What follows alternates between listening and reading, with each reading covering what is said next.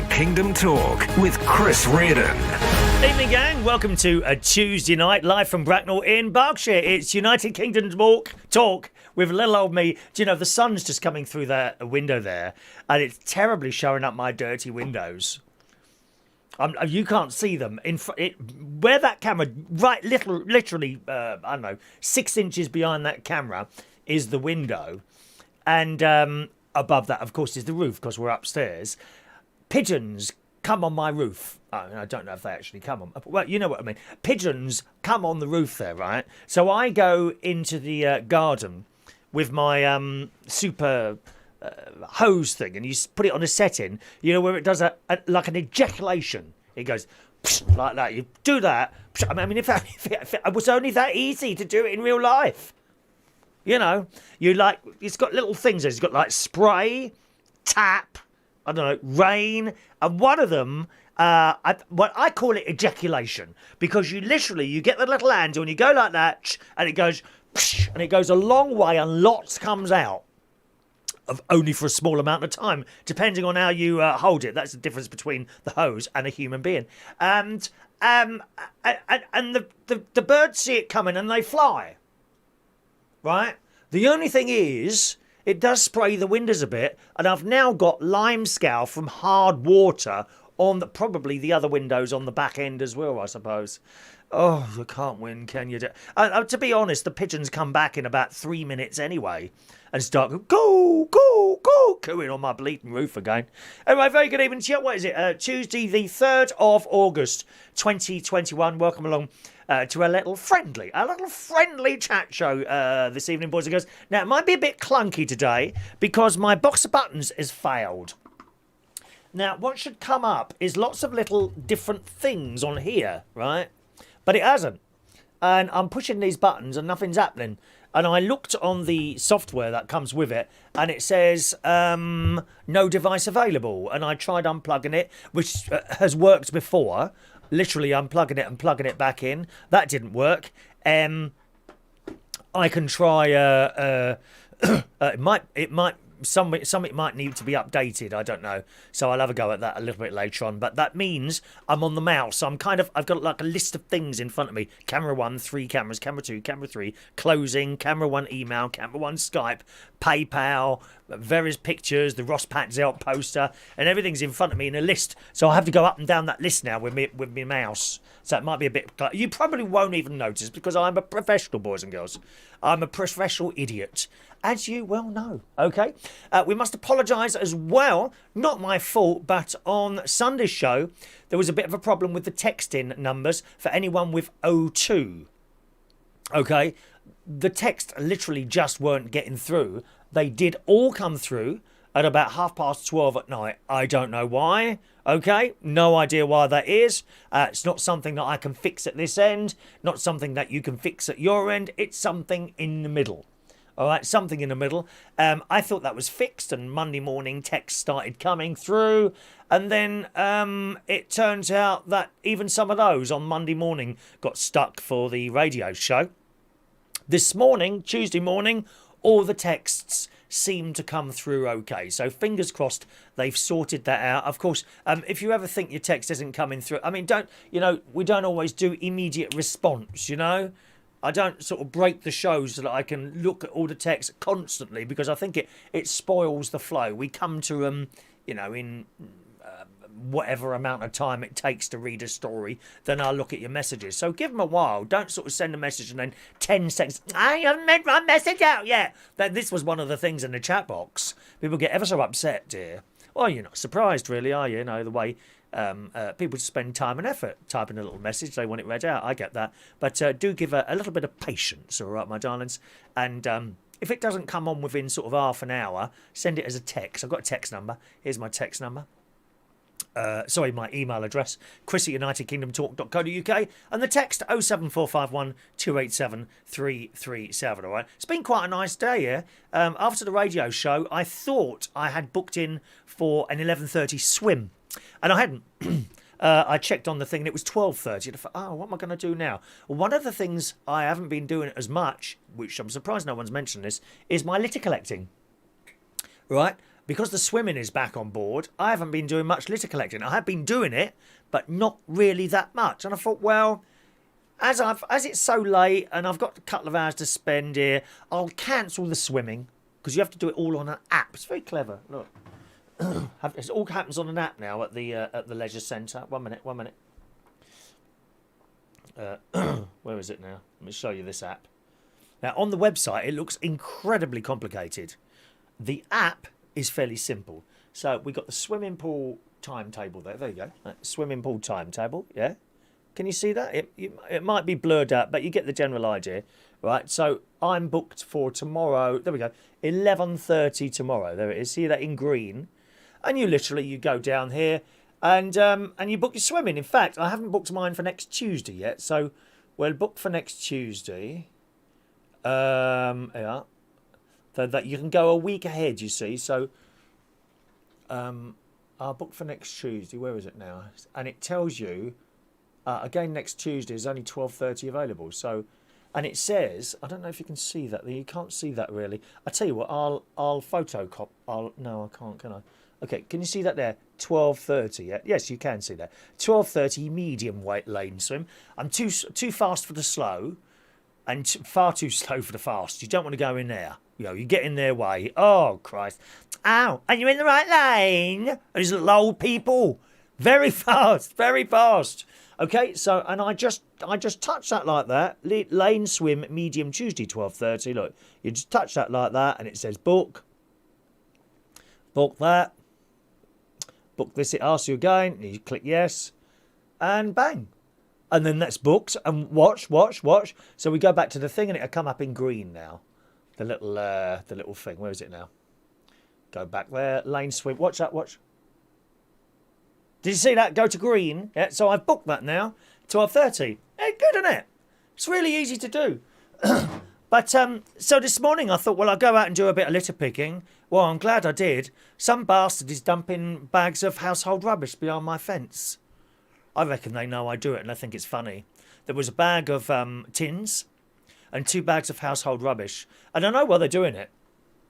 Right, because the council here only collects the bins, the household rubbish bins now once every 3 weeks.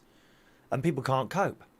People can't do it. So they literally dump the bags. They were dumping it over by the litter bin there, but they've stopped doing it. Now they're dumping it in sort of the woods.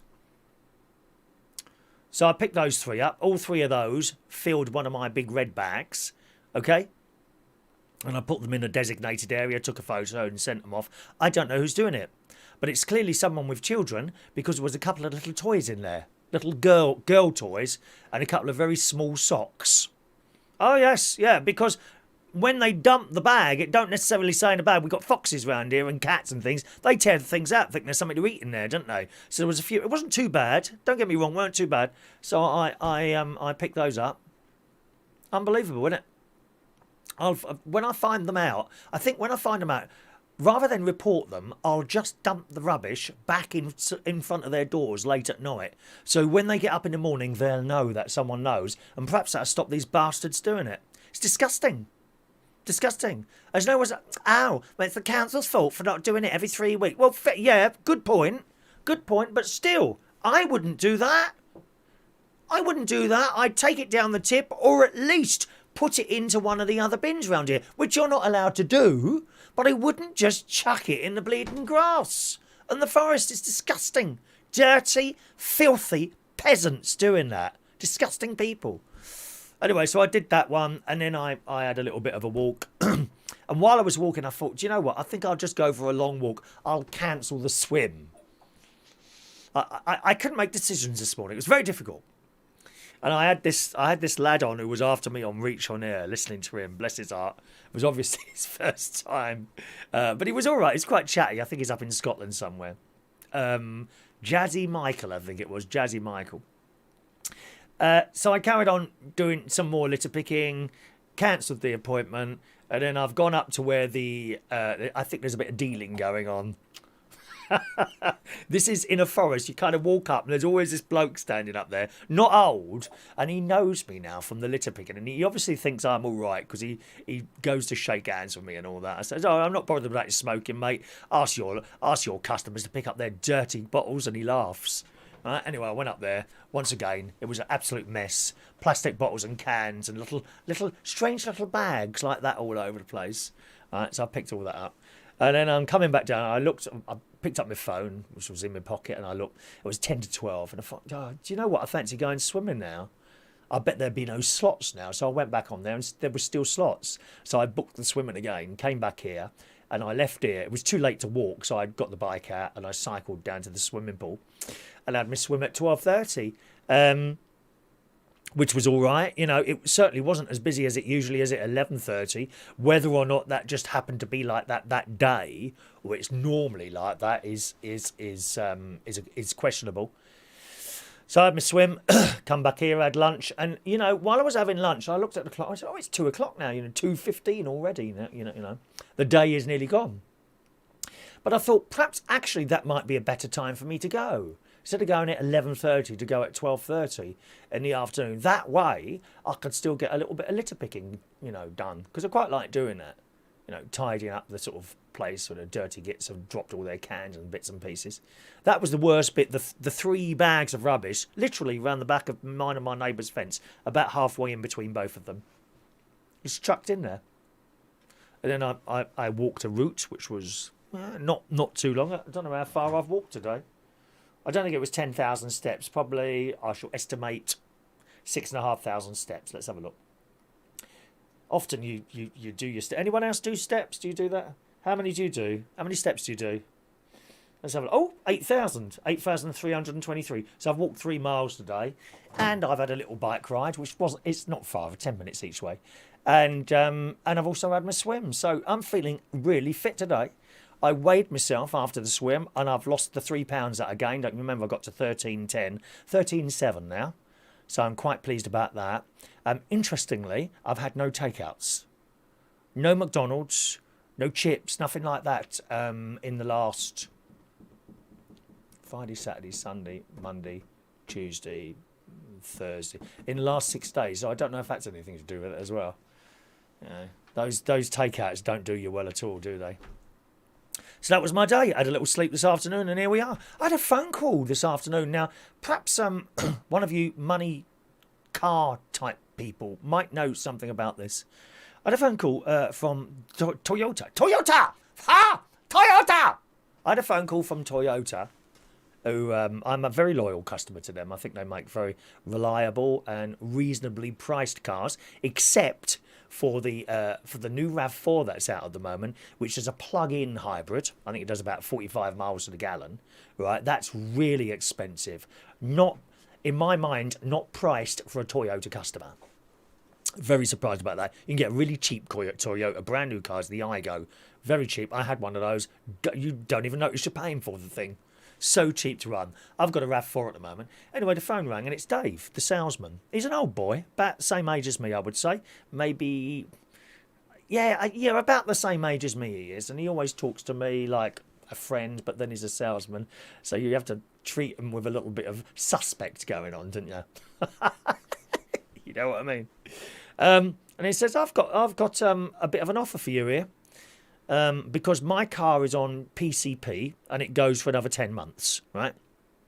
I know Toyota are bringing out an electric RAV4 next year. You can look it up if you want. It's called the Toyota BZ, right? Which, I mean, look at it. You've got to look at that.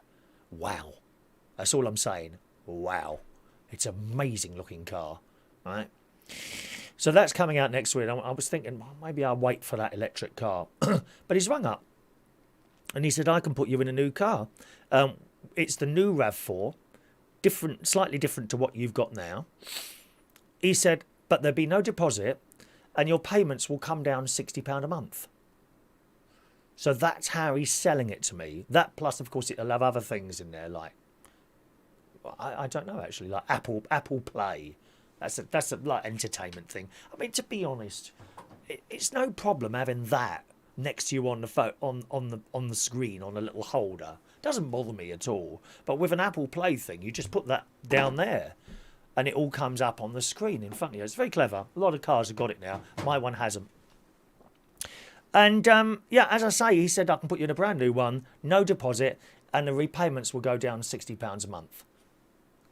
Which sounds fantastic, but I just, you know, and don't give anything away. There must be something here that I'm not quite seeing. So I don't know if any of you know anything about that. Perhaps you could advise me on that one. I'm not someone that generally goes down the car showroom and immediately accepts the first offer. Not really. You know, I'm very aware they are salesmen and they got money to make themselves, you know. Has he come in at the highest amount that he could possibly make out of me? You know, the salesmen are not friends. They're not. They're trying to extract every last penny out of you. Okay, so I don't know what you think about that. All right, let's have a look at some of your messages coming in. Once again, gang, if you want to send a text, it's 07451 top left-hand corner. Left? Is it left?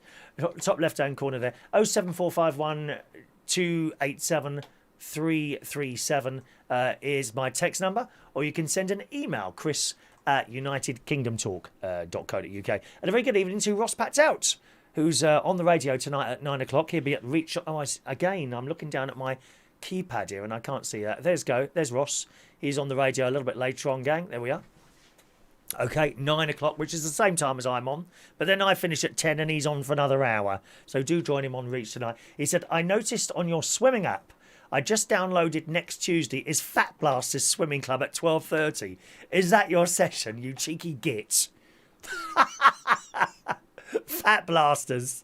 They do that, you know, in swimming pool. Fat Blasters session. No, it's not. I did it once, Ross. I did the Fat Blasters session once. Whew, that's hard work. I tell you what, that's harder work than swimming 60 lengths. Easy.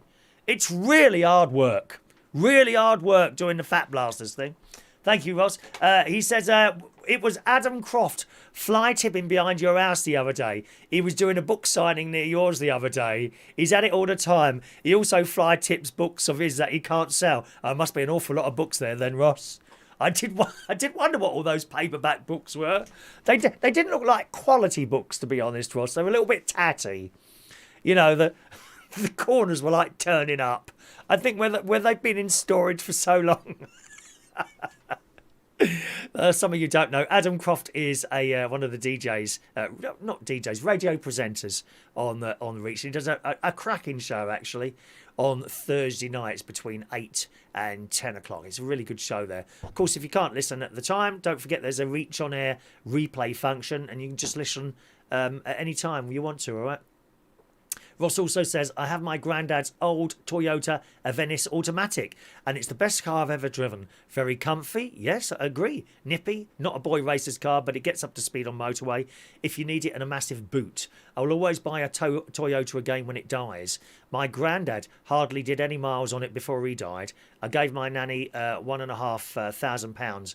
Best bargain ever. Well-made cars. Yes, I think they are. They are kind of known as the sort of white goods of the car industry, if you know what I mean. You know, they don't have like the badge that like BMW or Mercedes does. But, you know, I mean, what price the badge? When you look at these, like what car and things like that, or the most reliable cars and the most unreliable cars, well, Land Rover are up there with the unreliable ones, mate. And they're tens of thousands of pounds. Tens of thousands of pounds. A lot of money for a car, innit, eh? No, you don't need a badge. All you need to do is get from A to B. And that's it. In comfort, you don't want it to break down. You want high miles per gallon. That's what I want. I don't want it to break down, number one. I don't want high miles per gallon, number two. Interestingly, going back on that car there, I was looking at their miles per gallon that they say the car gets, and it was like 45 to 51, right, in the new one. I think it was the same in mine, to be honest. Yet I have had 81 miles a gallon out of that. Yeah, I've told you how I drive. Okay, I'll make no secret of that. I'm a very careful driver. I drive for miles per gallon, right? Going up north, 50, 55, roughly 55 miles an hour on the A1M or the M1, depending which way it sent me this time. Going around town in London, I'm watching that little needle there, you know, so it keeps on the electric and doesn't cut into the into the petrol too much. I regularly get 70 miles a gallon, regularly in that RAV4. And remember, that's a big old heavy car, that is. Let's read some of your messages. Good evening to Gary Ross. Evening to Gary. Welcome along to the show. Evening to the delightful Mark Bowles. Mark, I can't get your photo up to... Oh, yes, I can. Hang on. I see I've got to scroll up and down this list of things here today because that's not working. There he is. Mark Bowles is in tune with the show tonight. I'm very pleased to say. Good evening, Mark. Looking particularly wonderful again this evening, I must say. Funny, your expression doesn't change very much on that little video we showed you there. Hope you're well, Mark. Evening to Diane Jebb. Evening to Charlie Ray. Good evening, Charlie. All right, little Charlie's here. Hello, Charlie. Evening to Sherry Parish. Nice to see you again. Love your outfit tonight. Fingers crossed you'll be able to receive this text. Yeah, it's just one of those things, Sherry, you know, we don't get too irate about it. Some people... I don't do like knee-jerk reactions and then immediately try and look for someone else. In fact, it's very difficult to find a text service that works as well as this one does. It's all very well. I mean, you can do it on a mobile phone. I did it for years on this one, didn't I? You can do it on a mobile phone, but it's a bit, click, click, click, click, all like that. Whereas it's wonderful to have it come up on the screen there. Evening to Andy, evening to you, who says that scum of the earth that leave litter about. I love to see their faces when they find their rubbish dumped outside their front door. Oh, it won't be the first time, Andy. I've done it before.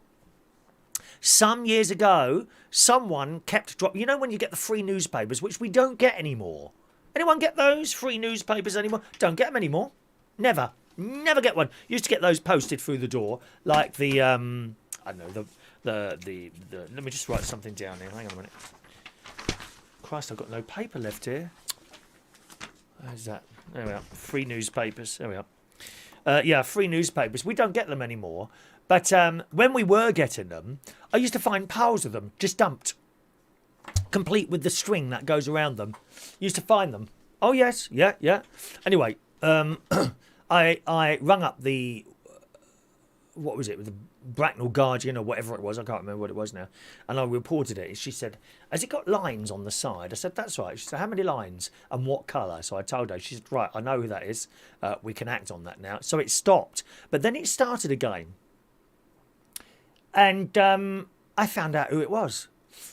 Someone just happened to tell me that this particular person delivered newspapers, right? And I know they were. Not only that, they talked to me. They talked to me in the bleeding street. Huh?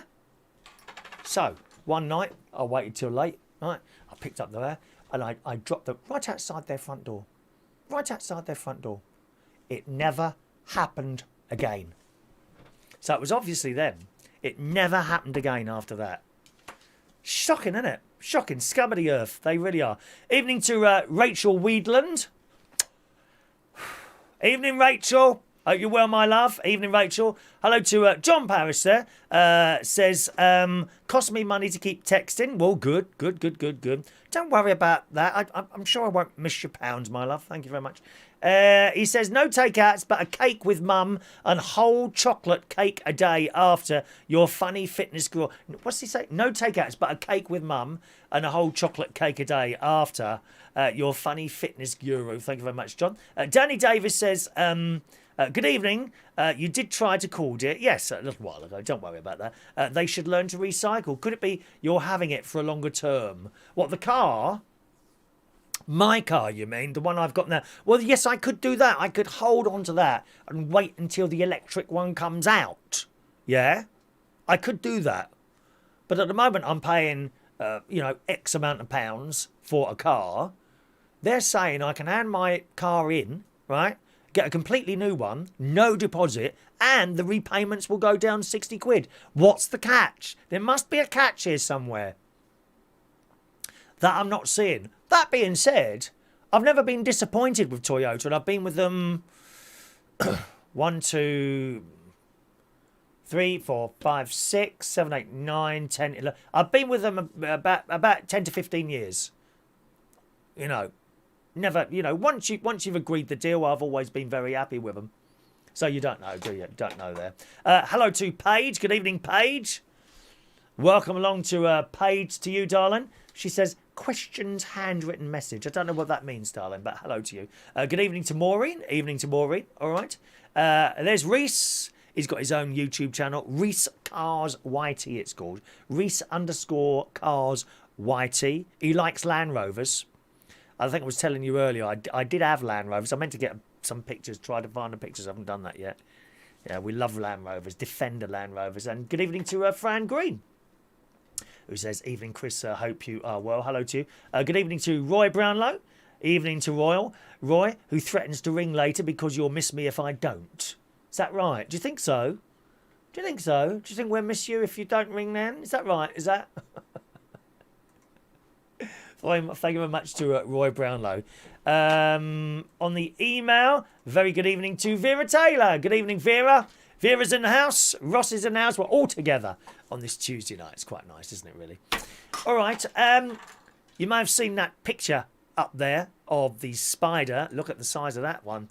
Now, you know, it's not just a zoomed-in picture because, look, there's the brick that it's sitting on. That's the sort of spider you don't want to bump into, isn't it? I've got a couple on my door outside at the moment, but they've got the really like the pinhead bodies and the great long spindly legs. They don't look like they can do you damage. Mind you, those ones in Australia, the spiders in Australia, it's the little ones that do all the damage. The little white backs and the red backs, they're the ones that can kill you. Not the one you saw there, I think, is a tarantula. All right? And the story goes, a terrified man... This is here in the UK. A terrified man found a humongous tarantula-sized spider the size of a brick wall after it had escaped home. Now, I have no doubt in my mind that at this very moment, the delightful Rachel Wheatland is now posting little emojis of spiders all over the chat box. I bet she is. Tell me I'm wrong. I bet she's doing that now. This bloke returned home from dropping his other half off at work, only to discover this hairy beast clinging to his next door neighbour's home in Swindon. It's not far from here. That thing could have walked all the way here along the road and attacked me. I could have been eaten. No one cares, do they? No one cares. No one cares. I could have been eaten. Speaking to Wiltshire Live, this bloke said he only noticed a spider as he went to open a back door for ventilation. Very important with the coronavirus. We need ventilation, dear. He said, I just dropped my missus off at work, and when I got home, the house was feeling quite warm. I opened up the back door and I looked out across my back garden and I thought, what is that on the wall? I looked a bit closer and it was a humongous spider. Spider. Incy wincy spider climbing up the wall. Or better that than your leg, dear. Gosh. Despite his initial shock, I'm now going to do you... Oh, I got the wrong thing up there. Just a minute. Despite his initial shock, I'm now going to show you shock.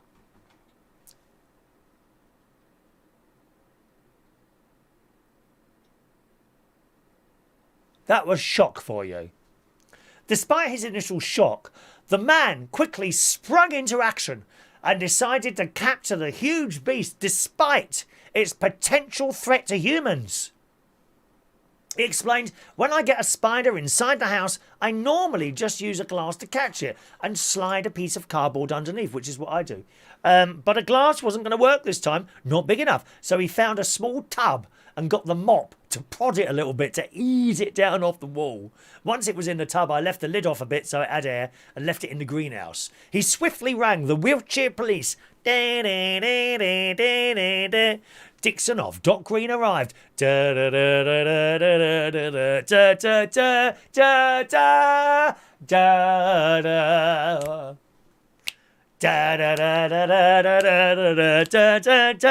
Da, da, da, da.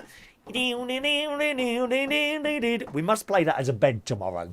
Dixon and Dock Green. That's when policemen were proper policemen. Yeah. You watch one of those old 1970s Dixons of Dock Green. How better society was then. Yes, it was. Anyway, it goes on, the story. If you're worried about being bitten by a tarantula, don't worry. Don't worry. Be happy. Tarantulas are the largest spiders in the world and are filled with poisonous venom, waiting to bite you. Humans will not die if they are bitten. Hooray! But they may feel a painful, aggravating sensation. Mark Bowles, I'd love you to give me a painful, aggravating sensation. I really would, Mark. Anyway, the RSPCA, who eventually arranged to collect the spider, usually urge people not to handle or approach them. Well, you've got to do something. Bleeding thing might run under your bed. Perhaps there's a spider under your bed now. You don't know, do you? I bet there's a spider under your bed. You think about that when you're laying there later tonight, thinking about me, touching yourselves. Bet there's a spider under your bed now.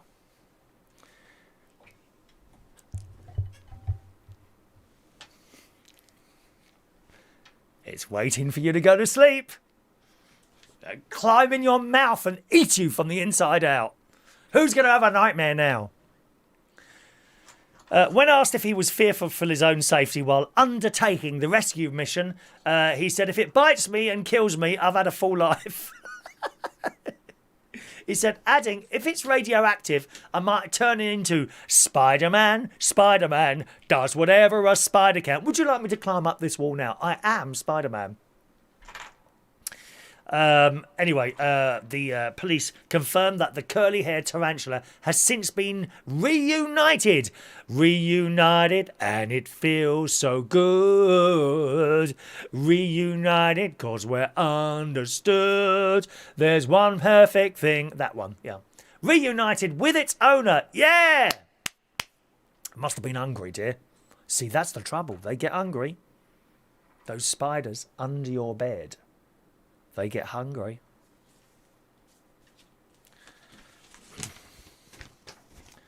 Yes. Your mum and dad comes up the stairs in the morning. Where have you gone? And there's just like a piece of a now because you've been eaten by the tarantula spider. Do you think I should tell great niece Evie and great nephew Harry and great nephew George and great nephew James and great niece Evie and great niece Olivia and great niece Emily this story? Do you think I should tell them that? About the spiders under... There's probably not just one. I bet there's a whole family underneath your beds. Waiting. Watching. Anyway, that's the news about the tarantula spider there. Very, very frightening indeed. Shania's there. Good evening to you, Shania. Welcome to Shania Steele. A little bit later on in the show today, we'll of course be giving out raffle tickets, okay? And someone will win one of these in the draw on Thursday. Bet you can't wait, can you? That's a little bit later on. Pay full attention for that, because when I say ask for raffle tickets, you only have 10 minutes to do it. But that is not yet. That's a little bit later on. 07451287337. Your text in number there. We were just talking about... Oh, where did that go now? There was something else. Hang on a minute. Which kind of links in with that?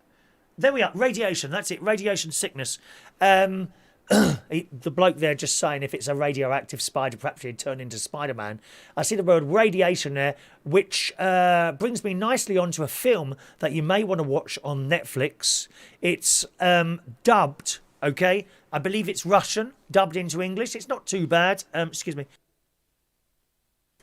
Sometimes films are dubbed and it's just so cheesy. There was a particular film, actually, about a group of people, I think they're all kids, actually, who got stranded on an island, and the film was in Thai. It was, Thai. It was in the Thai language. I think that is the actual language, unless they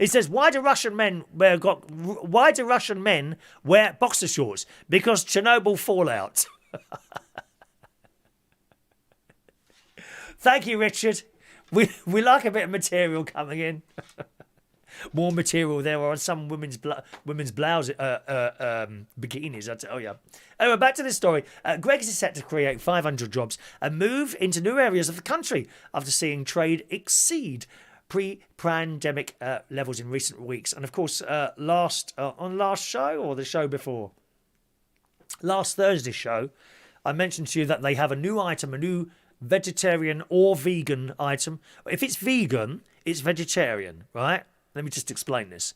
Vegetarian doesn't mean it's vegan, okay? You can have a vegetarian item that isn't vegan. But if you have a vegan item, it will be vegetarian, all right? So that's the thing. That's the thing. And I mentioned they've got a new vegan thing coming out on Thursday. I'll be straight down to Greggs on Thursday, dear, to try this out, just only for trying out for review purposes. Review purposes, okay? I mean, maybe I should buy 10 of them and start interviewing people in Bracknell Town Centre. You know, some of those fat cows who walk around with the bleeding leggings on. Oh, why do they do that? Girls, come on! Have a bit of decorum. Dear me. No, I probably won't choose the girls. I'll choose the young lads with the grey tracksuits on, you know, sort of about 30, 35. Excuse me, sir, would you like to come for an interview? Yes, please. And they say, yeah, I don't mind. You get a free pasty. There you go. I'll give them the free pasty. Okay, straight round to my house. No, I better do it outside because I don't want the police knocking at the door. You know, elderly mothers. Where's my 35-year-old? Are you hiding him in there? No, shut up. No, there's no one in here. Shut up. No, there's no one here. Wives will be knocking on my door. Oh, they're very easy to attract, straight lads with grey tracksuits if you've got a pasty in your hand. Simple. There you go, mate. Sit down. I could get 10 of them and interview people, couldn't I suppose? I don't know. Anyway, I will try that one. So that's the sausage and the vegan sausage or the vegetarian sausage. I can't remember which it is now. Vegetarian sausage and bean cheese melt. From Greggs, available from Thursday. Although at the higher end of what Greggs usually charge, £1.60, but I still think that's just about good value, isn't it? Because I love their stuff. I'd rather have a Greggs than a McDonald's any day of the week. Vegan sausage rolls, the vegan non-meat pasties, beautiful, lovely. And in the winter, you can top that up with a tomato soup, perhaps a nice cup of tea, piece of pizza. You're so fat when you come out of there. I think that's the cause of my fatness. Greggs the bakers. But the point is, you don't feel ripped off when you go to Greggs. You know, you might spend at a lunchtime, I don't know, three or four quid. 3 or 4 quid, mightn't you? Unlike some of these petrol garages up and down the country.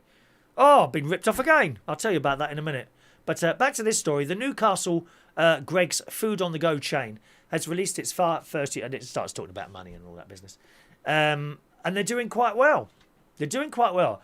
They now have the confidence to target 3,000 shops around the UK and said it will open another 100 new Greggs shops this year, creating 500 jobs. Its profits for the year were likely to be above the previous expectations. Of course, during lockdown, they wouldn't have made anything. I thought they closed down some shops during lockdown, but I don't know. You also see Greggs not only in the high street. Here in Bracknell, there's like an industrial estate. And along that road, you've also got Sainsbury's home base, a BP garage, there's a Wickes there. And then there's like it almost looks like a temporary building, actually. A large Greggs. And it's just on its own. It's not like in the middle of loads of other shops. It's literally on its own on this road. There are no other shops down that road other than the large Wickes and electrical places and things like that, you know, selling parts. What's that one? Tool shed and things like that. There's no shops around. This thing is there on its own in sort of near a busy road, busy-ish road, like an industrial estate. So there's one there. And they seem to crop up now in service stations, don't they? Whereas before you would have gone in, you might have had a W.H. Smith on that, but Greggs are in there now. They're in service stations as well. They're doing very well. And I'm glad they are, because you don't feel ripped off when you've had something of theirs. Not only that, you don't feel hungry either. Not like a McDonald's. I'm sorry, I always feel a bit hungry shortly after having another McDonald's. Greggs also plans to improve its hot drinks machines. I didn't know they had hot drinks machines.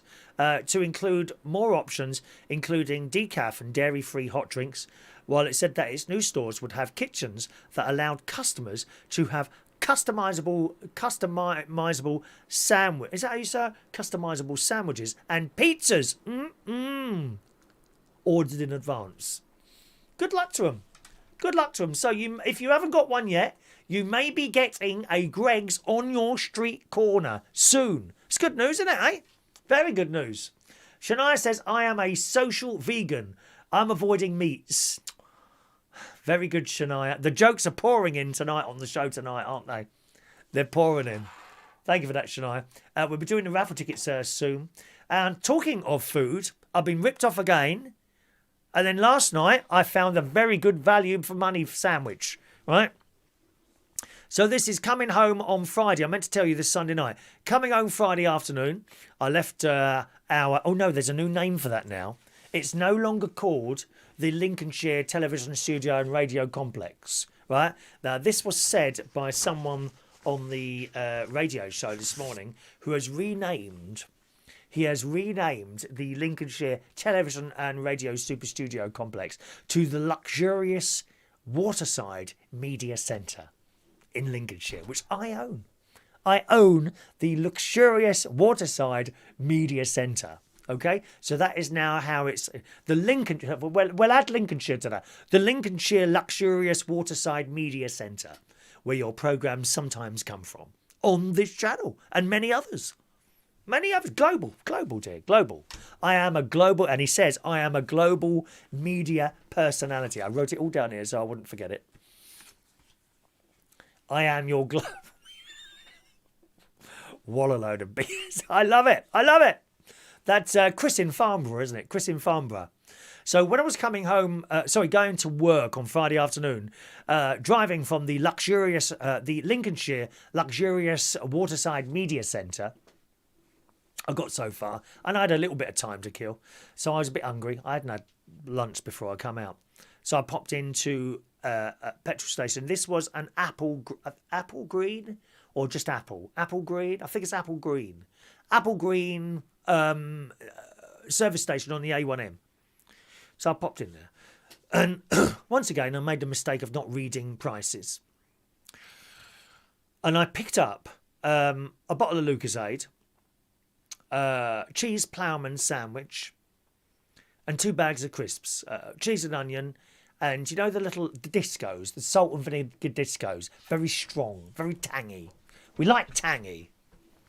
Stacey's mum doesn't like tangy. Gary's my nephew's wife. She don't like tangy.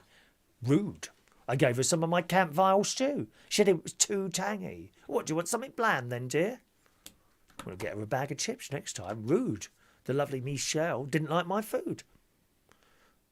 And then she says, oh, I only had half of it. What, you chucked half of my food away? Rude. Anyway, so I've got those things. As I say, cheese ploughman sandwich, bottle of Lucozade, 2 bags of crisps. And I'm at the till. I've got my £5 ready. And it come to something like £7.30. I kid you not. So we won't be stopping there again, dear. £7.30. And I know what you're going to say. Why don't you make your own before you leave? I totally and utterly agree with you. I totally and utterly agree with you. I should find the time. I don't even have to do it just before I leave. I could do it and just put it in the fridge and then it would be ready. I've got to do that. Because at the end of it's actually cheaper to buy a whole loaf of blooming bread. You've got the butter anyway. And I've got the cheese anyway. You know, all it requires is a little bag of lettuce. It's actually cheaper to buy a whole loaf of bread, make a sandwich, use a bit of the lettuce and chuck those 2 items away, which I wouldn't do anyway, than buying a single bloody sandwich from that place. Shocking. Shocking. The bottle of Lucozade was £2.10. How is it £2.10 for a bottle of Lucozade? Anyway, I came out there, I got back in the car, feeling rather miffed at that. But I was hungry, you see. I didn't have much choice, so I won't be stopping there again. So that was the rip-off. And then last night, I drove into Hammersmith last night, which was a nice drive. Someone has shown an interest in doing a karaoke night in Hammersmith, which is it's actually very, very close, really close to the tube station. It's not far from there at all. And it's a nice pub, and I went in there last night. It's very nice, actually, in there. Very nice in there. And I had a look around and sort of, yes, okay. And we sort of, now it has to go to the area manager. Now, don't hold your breath. Don't hold your breath with that, right? Because that's usually where it falls down. Someone's tried to do something. Oh, no, we don't want any of that. It often falls down at that point. So don't hold your breath, okay? But nevertheless, I did it.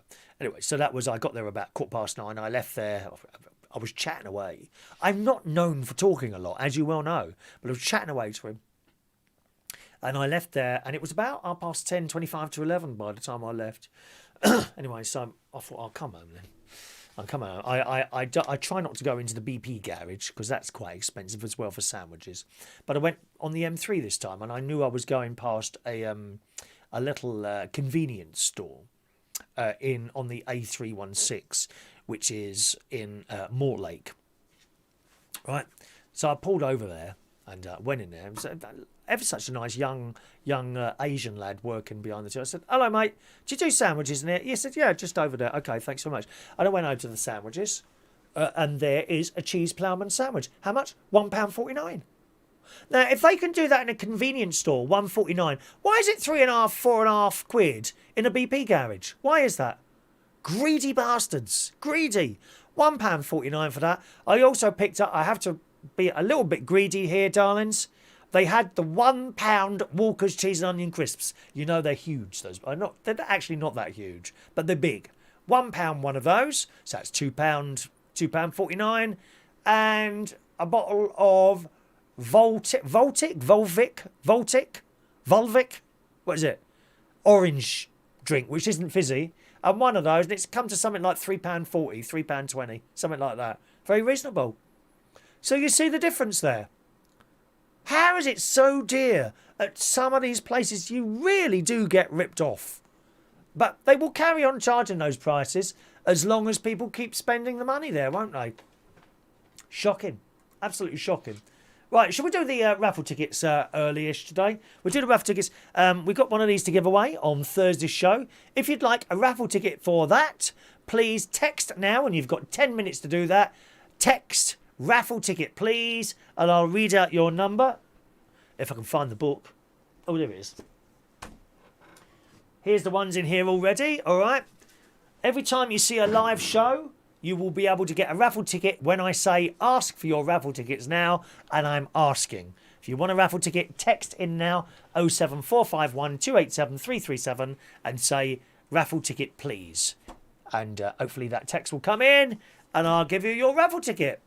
All right, my darlings. If for some reason you can't text in, you are abroad, if you're outside the UK, especially if you're in America, the texts just don't get here, then you can email if you want, Chris at unitedkingdomtalk.co.uk. Once again, you can have one raffle ticket every time I'm doing a live show, whether it's the video show or the radio show, and you can have only one ticket each. You can only ask for yourself, all right, my darlings? You can't say, oh, can I have one for my wife or my little boy, something like that. It has to be your own text number there. Okay, and we'll do those shortly for you. There's something new and very, very delightful in the Co-op. I meant to bring up the box. I popped over there today to get some rolls.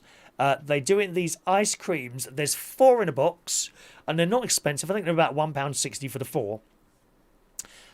Chocolate and honeycomb swirl ice creams in like a cone type thing. Highly recommended. Not expensive.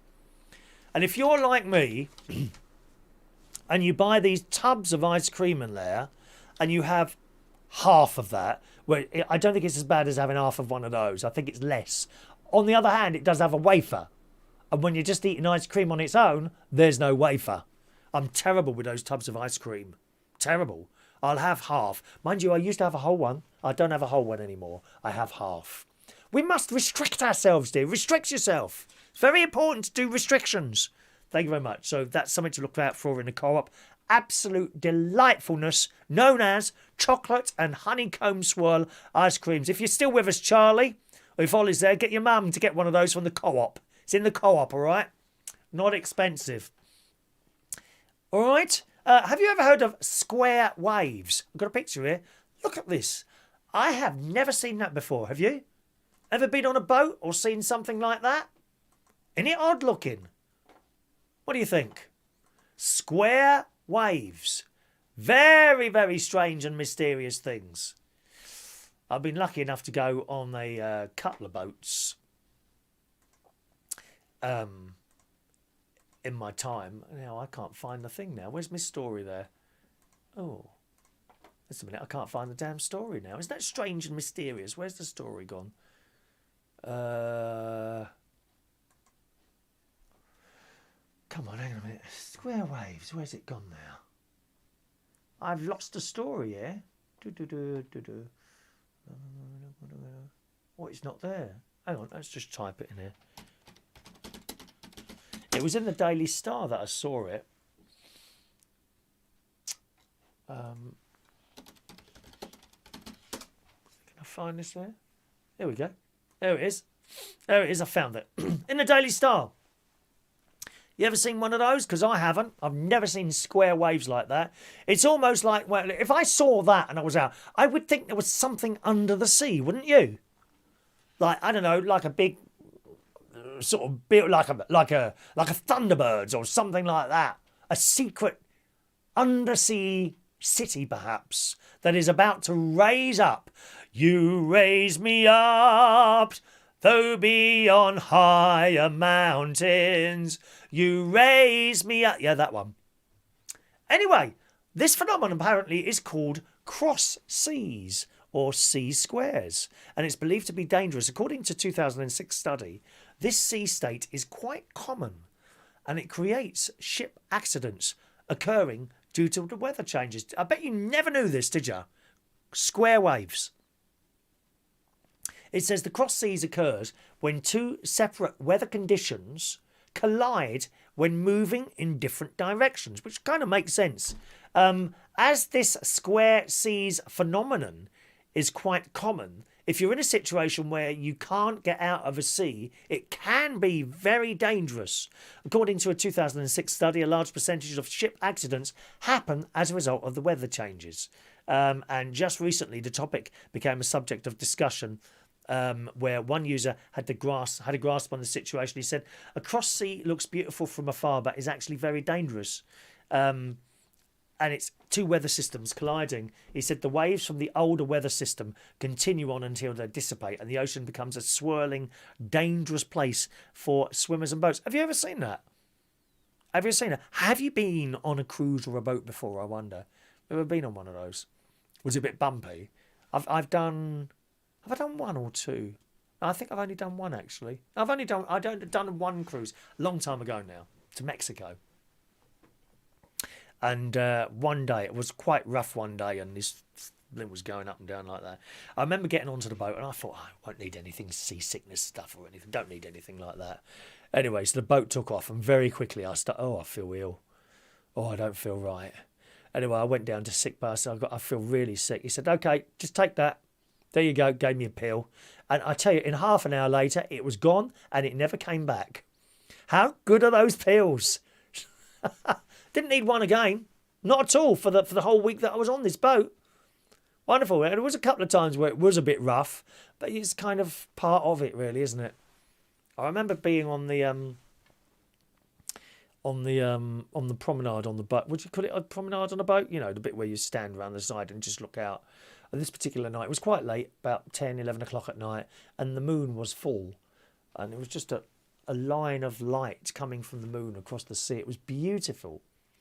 Beautiful. That was an air tours one, so it was cheap and cheerful. You can do some very, very expensive cruises. Princess cruises. Princess cruises, something like that. Yeah, I was offered a job on there to do some DJing and hosting, but I turned it down because it was so busy here.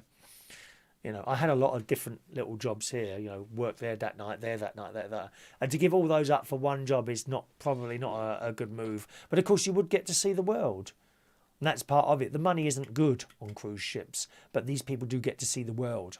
You know, you don't necessarily have to be an entertainer. You could go and like make the beds or do the washing up, something like that. You know, don't have to be. You don't have to have a skill really to do it. You see a lot of foreign people. That's where me and my mate was on there. We lost all our money on there, didn't we? Told you a few weeks ago, didn't I? Lost all our money. We hid it in socks, in our cases, under the bed. And we came back one day and the door was open. Why is the door open? And he went straight and checked his money and his money was gone and so was mine. It's terrible. Of course, they can't do anything about it. I don't even think they had closed-circuit television on those days. They probably have now all over these boats. CCTV, don't they? You can get some wonderful holidays on cruise liners all over the world, really. You don't even have to get on a plane. You know, you can go from Southampton to some places. It's wonderful. Don't forget, if you want a raffle ticket, 07451 287 337. Okay? So there we are, square waves. You see, you learn something on this show, don't you? You learn something on this show, my dears. Thank you very much. What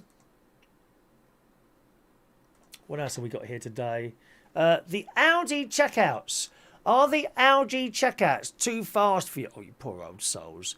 You see, the whole idea of these Aldis and Lidls, they both come from Germany. There is a Russian supermarket coming as well soon, and they say they're going to be 30% cheaper than the German ones. So it'd be interesting to see how that pans out.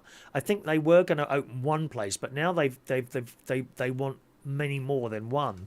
I can't remember the exact numbers. I can't remember the name of these new Russian supermarkets, but they're coming. But the whole idea of these German ones was that everything moves quickly. They run on very few staff. They're extremely efficient. Places like Aldi and all that, they're always doing something. The staff in there work damn hard. Damn hard. And the idea is you go through the till as quickly as possible and there is a shelf. So you're supposed to, you know, chuck all your stuff back into your basket, trolley, whatever you've got there, and then take it over, pay your bill, take it over to the shelf, and then sort it out. Whereas the next person can then be served, and it does move fairly quickly. But for some people too quickly. And I must admit, when I go to Aldi, is where I do most of my shopping, Aldi and Lidl now. When I go there, I tend to, my stuff's there, and I'll have bags ready, open, on the floor at the end of the checkout. So as it comes as it comes flying through, it just gets dropped into the bag. And I try and do it on the. You probably do the same. I try and do it on the conveyor belt in the order, so the heavy things first, and things like blueberries and bread right at the end, because you don't want them underneath loads of stuff. And I generally almost keep up with her. Mandy, her name is. Mandy. You don't want to row with Mandy. No, I've seen her go for customers in there. Don't row with Mandy in the Aldi in Bracknell. My favourite Aldi is the one in Skegness. It's really quite open and very well set out. The Skegness one. Anyway, it says in the Daily Mirror, Aldi shoppers will be all too familiar with the anxiety that comes with attempting to keep up with the speedy checkout staff when it comes to time to pay. Are you one of those people, though? Do you have trouble keeping up? It says, with a crowd of other customers judging from the queue behind, and they judge, don't they? And you hear, you know, if it's taking a bit too long, you start hearing it. A bit like that. With a crowd of other customers judging from the queue behind, many people crumble under the pressure, so much so that people have shared their ways to slow down the checkout process to tip the scales in their favour. I mean, do you have a method of slowing down that checkout at Aldi? I wonder. Do you? Some advise scrunching up the barcodes on the packaging to ensure that they don't scan first time. Others throw their shopping straight back into the trolley to be sorted in the car park, which is, I think, what you're supposed to do, either there or on the shelf at the back. One customer says all you need to do is simply ask staff to take it easy. But one shopper who proudly shared their own trick on Facebook faced a bit of a backlash from others who say the lightning fast checkouts were, and this is true, were one of the main benefits of shopping at the supermarket, and even went as far to say that they should be banned from the store. So we'll see what she does. It has to be said, sometimes you go in Aldi and there's not many people on the checkouts. But they are very fast. I don't ever think I've stood for 10 minutes in a checkout queue at Aldi. I'm sure I haven't. You know, they won't have a conversation with the customer before you at the end of the till. They're very efficient. A photo shared on Aldi Facebook group shows individual items spaced out all the way down the conveyor belt, forcing the checkout staff to wait for them to slowly reach the till before being able to scan them through. Well, that's all very well if you've only got a few items. You couldn't do that if you've got a trolley full of stuff, could you?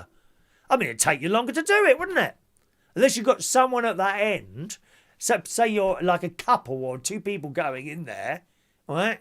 And you're at that end and they start placing the stuff on there as it goes down. I mean, you'd get told off, wouldn't you? It says she spaced out items all the way down the conveyor belt, forcing the checkout staff to wait for them to slowly reach the till before being able to scan them through. It was captioned, "In your face, Aldi, just so we got time to pack." And it really divided opinion in the comments below as people were torn over whether the tactic was genius or infuriating. One person responded saying, "People like you packing their bags at the register is so annoying and selfish. Try packing at the bench like everyone else." And that's what the bench is for. Another snapped back, "If you can't handle it, go to Woolies or Coles." This is in Australia, Aldi in Australia. "Or actually use the bench supplied for packing," which is from the checkout. And a third added, "I despise it when people do this." But not everyone was so critical, as others thanked them for sharing the tip and even suggested they would try it themselves next time they visit the shop. One wrote, "Oh, I love it. Packing at Aldi should be an Olympic sport." That would be good, wouldn't it? We could see that in Tokyo for the Olympics. Perhaps we could get another gold medal. We have so many, dear. How you doing, France? How you doing at the Olympics, France? What about you, Germany? Italy? Not really happening, is it? Give up and go home, lads. Give up and go home. We got all the medals. Marvellous. Us in China and the US. Wonderful. Someone says, a round of applause. This is a great idea. So, I mean, one staff member replied, "I have customers do this. I just put my arm up to move the belt, let it all build up and then start scanning." It's not fair, is it, to other people, really? It's really not fair to be doing something like that, is it? All right. Let's do your raffle tickets on the show tonight then. Here come your raffle tickets. Let me just tear a few out for you, my loves. Got Holby City after this. I'm looking forward to watching Holby City. Oh, and I've just started watching another film. And again, that's another foreign one. It's about this woman. It's about 2 hours long. I haven't got very far into it. Woman and her little boy. She's got some sort of, I think she might have blood cancer. What's that called? There's a name for that, isn't it? I think she's got blood cancer. And she's on her way to Switzerland. And her and her little boy get on this plane. And it's hijacked. But she's got some sort of, I think, special powers because she's been shot dead 3 times on the plane. Well, she's come alive again. So, I'm just watching it at the moment. Can't think what it was called now. Do you want to know what that's called? Hang on a minute. Let me do my Netflix thing.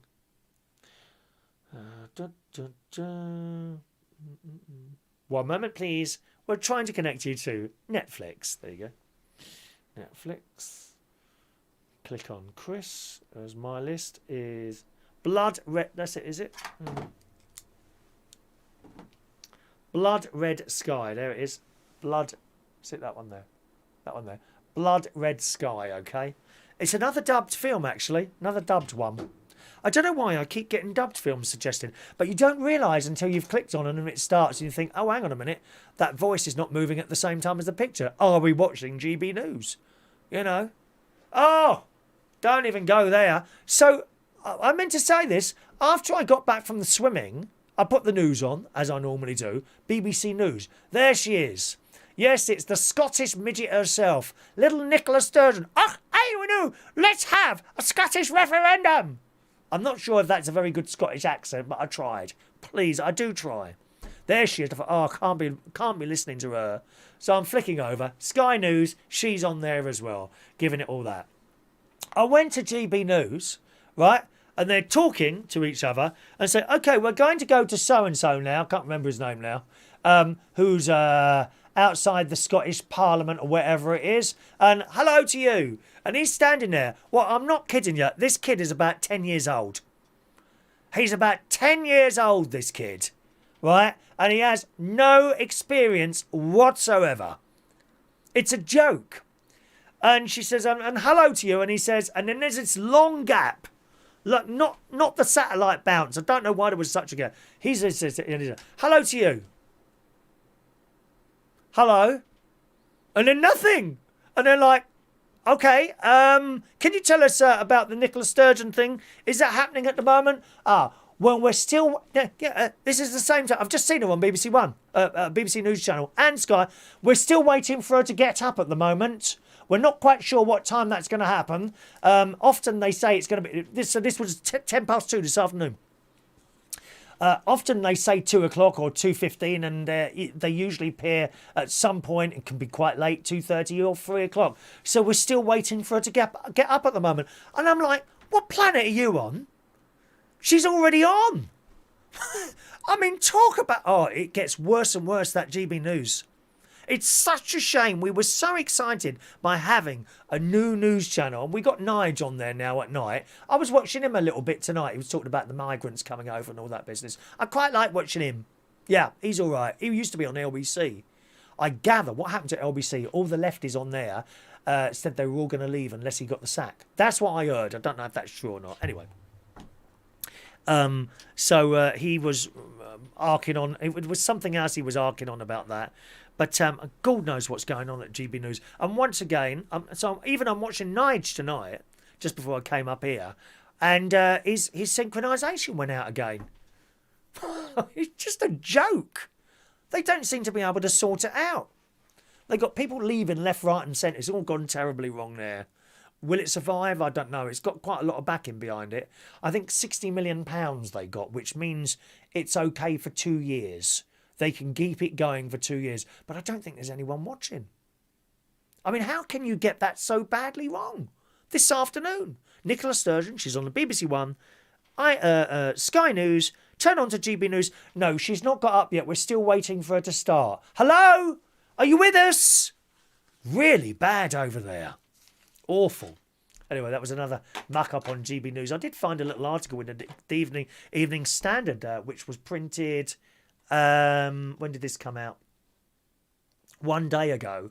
And it says, chaos live on air. Can GB News survive? It says, for 6 weeks, GB News has been haunted by internal feuding, senior resignations, relentless technical problems. I mean, the technical problems, they really are relentless. It's one thing after another, and they still haven't sorted it out. The evaporation of its television audience and pitiless mockery from all those who wish for it to fail. Now, I don't wish for it to fail. I think there's room for something like that on the telly. I really do. But it's not happening. We are less than 2 months old and we're being written off, everyone complains, one staff member. Now, after one of the most highly anticipated and calamity-strewn media launches of modern times, the anti-woke news channel has ordered a sweeping overhaul of its operations to salvage the Believe Good project. There was talk, and even Alex Belfield said this on his show the other day, that Andrew Leal was not coming back. Well, according to this story, he is. And he's coming back in September when they had those very boring political meetings, you know, in like big halls. What are they called? Party political conference. Oh, God, they're so boring. Have you ever watched those? Party political conferences. Have you ever watched those on the telly? Oh, God blimey. Well, you better have another screen nearby because you fall asleep. You fall asleep. You have the Conservative one, packed it is. You have the Labour one, packed. And then they have the little Liberal Democrat ones, and there's 3 people sitting at the front. Why do they bother? Why do they even bother? Those Lib Dems, bless their heart. I mean, they've got hearts of gold, I'm sure. But, you know. Anyway, and it goes on a little bit more. They've got a new Australian chief executive, Angelos Fangopoulos. I mean, it sounds Greek to me, doesn't it? He said he's a bullish Australian chief executive. He seized the editorial reins and is overseeing plans for a widespread refresh of the output in September. He brought his family to England. He's living out of a hotel so he can maximise his working hours. He's had enough of where it was going and put his foot on the acceleration and has put his foot down on the accelerator. He really needs this to work. And there you go. I think he had something to do with Sky News Australia as well. So there we are. So we'll see what happens with that GB News. But it's been such a mess from start to finish. It really has been such a mess on there. It's a shame, really. Shame, really. I mean, I don't know if Simon McCoy will stay. I mean, if he goes, that's really bad news for them because he's like in names, I suppose it's Andrew Neil, Simon McCoy, and then down from there. Then Nigel Farage has been raised up. You know, he's been raised up to see from higher mountains. That one, yeah. Okay, let's do these raffle tickets for you, as you have been so kind to ask. Reese. It's Reese in Welsh Wales. Don't forget, have a look at his YouTube channel about cars. Reese_Cars YT. Okay? Write down your numbers, my darlings. Make sure you write down your numbers because when we do the raffle on Thursday, we only read out the number, okay? You are ticket number 151, young Reese. 151. Good evening to Tony King. Hello to you, sir. Ticket number 152 for Mr. Tony King. Thank you, Tony. Ticket please, Chris Boy. I like that. Evening to Diane Jeb. Ticket number 153 for the lovely Diane Jeb. Ticket number 154 for John Parrish. Ticket number 155, I beg your pardon, for Paige. Thank you. Can I just read these? That's your tickets there, okay? Look, 151 to 155. There's your names on the back there, my darlings, okay? All right. All there. All right. Now being placed into the magic ticket jar. The magic ticket jar. Look at them all in it. Who's going to win this week? I'm so excited. And I just can't hide it. I know. I want you. Right, that's that. Who did we get to? Paige, was it? We done Paige. Sherry, you get ticket number 156 for the delightful Sherry Paige. She's been painting today. Have you finished yet, Sherry? You're painting. As a matter of interest, are you still painting at the moment? There's our Charlie Ray. All right, Charlie. Is your mum fully recovered now? Is she out of her bed now? She out of the bed? All right, Charlie. Ticket number 157 for Charlie Ray. Thank you, Charlie. Is your mum out of bed yet? Oh, she didn't wet the bed, did she, while she was ill? Ask if she wet the bed for me. Mum, did you wet the bed? Ask her. Say Chris wants to know when he was ill. Thank you, Charlie. Rachel Wheatland, ticket number 158 for Rachel. Now, Rachel, I don't want you to use your raffle ticket to roll things up in it. You know what I mean? She's on the old wacky backy, aren't you, Rachel? You naughty girl. She's not really. Maureen, ticket number 159 for Maureen. Thank you, Maureen. 159 for Maureen. Fran Green says ticket number 160 for Fran Green. Gang, if you're watching on Facebook Live, remember I don't read the comments on there. So if you're trying to send me a message through a comment, that won't work. You need to either send a text, please, 07451 287 337, or an email, chris@unitedkingdomtalk.co.uk is my email address. All right, either or, you know, whichever way you want to do it, that's fine. But I'm not in a chat box and I don't read comments out either. All right, my loves. Shania Steele, thank you, Shania. Ticket number 161 for the lovely Shania. Thank you, Shania. It's ticket number 161. Jason Hughes is there. Evening, Jason. Ticket number 162.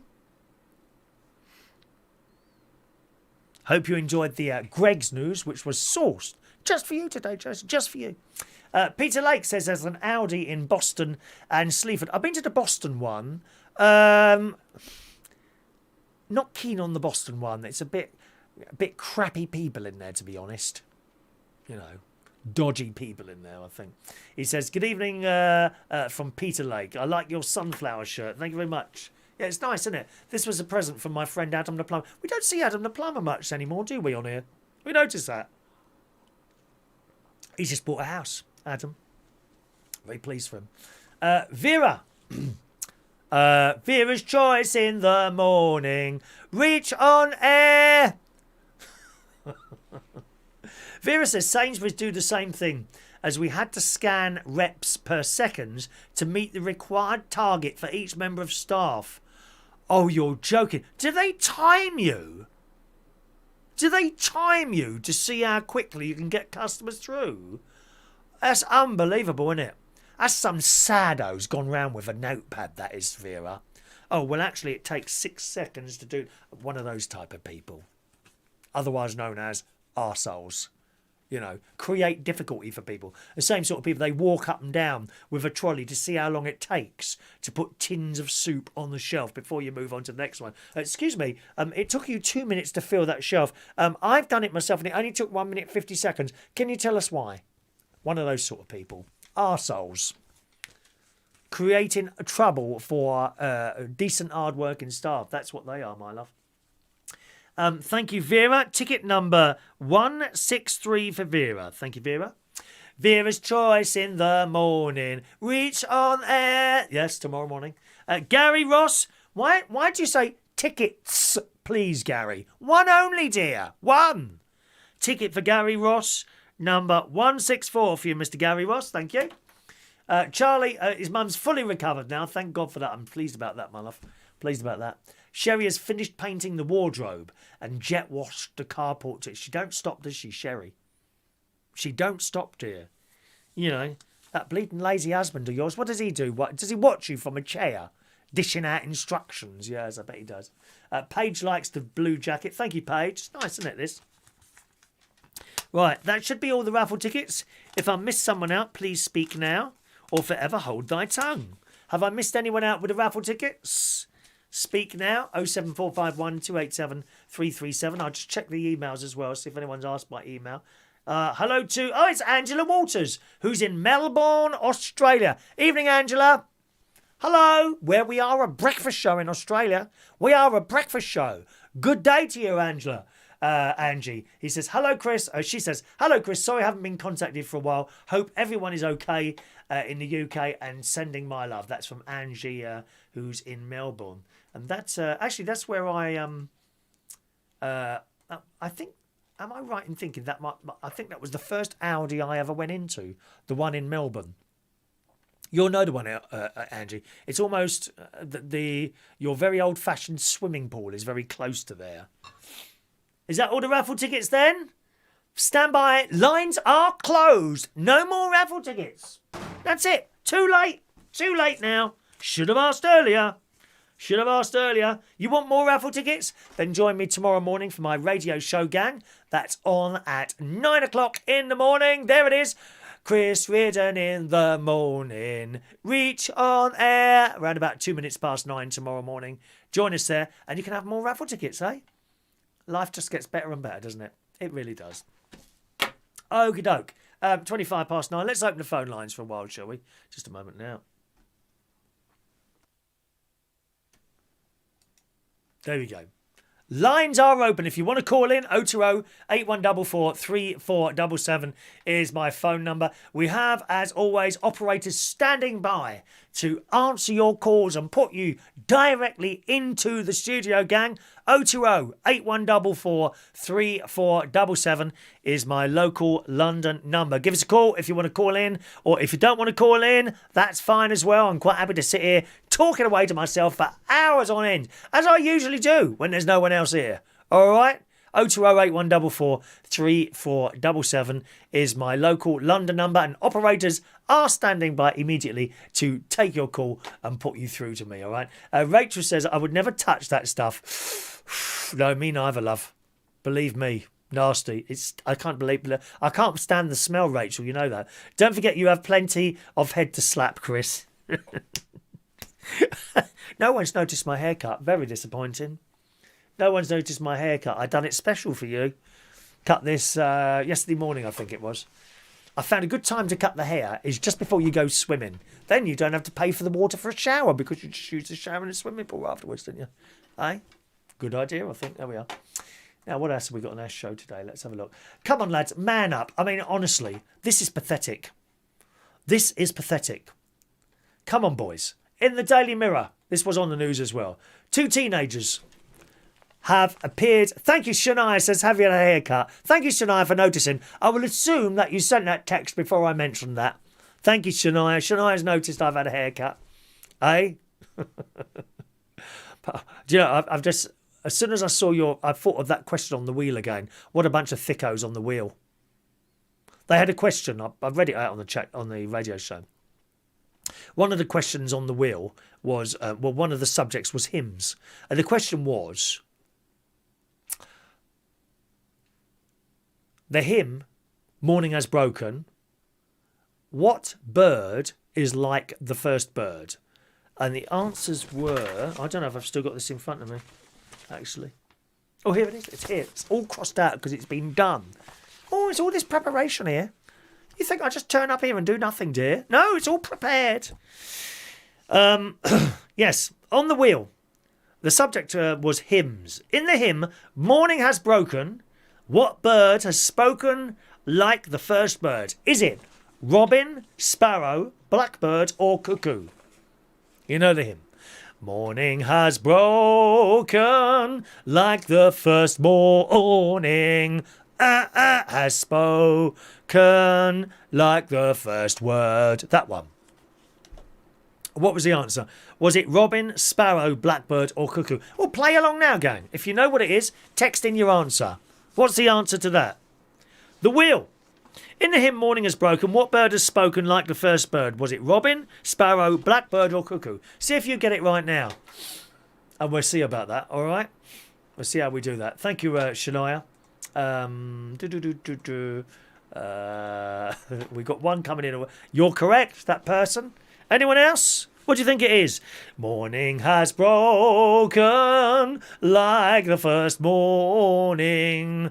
Has spoken like the first bird. Was it robin, sparrow, blackbird or cuckoo? I have to tell you, they got it wrong. And I'm like, I can't believe you've got that wrong. I mean, even if you don't know the answer, you'd look for the one that rhymes with the rest of it, wouldn't you? What a bunch of thickos. Thick. It was the easiest question on the whole show. I have to tell you. In fact, I seem to do quite well on the wheel. I sit down there playing it on my own, and shouting at it because I love it. I love it. The flashing lights, the music is just fantastic. It's only a short piece of music. I found a YouTube video, actually, of the bloke, what's his name? Can't remember his name. The bloke who wrote the music, and he shows you how he wrote it. It's got the computer thing there with little lines on it, little instruments that come in. It was amazing. Amazing, really. Come on, what's the answer to that? Get your answers in, and I'll do that after this story. Yes, 2 teenagers have appeared in court charged with sexually harassing a man by slapping his arse on a night out. Oh, for God's sake, boys. Don't start going like the rest of them, dear. How pathetic is that? Hannah Phillips and Scarlett Bareham, both 19, did not enter pleas to the charges, which relate to an incident at popular nightlife district in Portsmouth.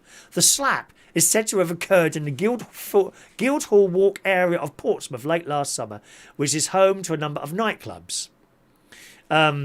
She's also charged with what is a fray? I don't know what that is. A fray. Don't know what that is. And is understood to be a beauty therapist.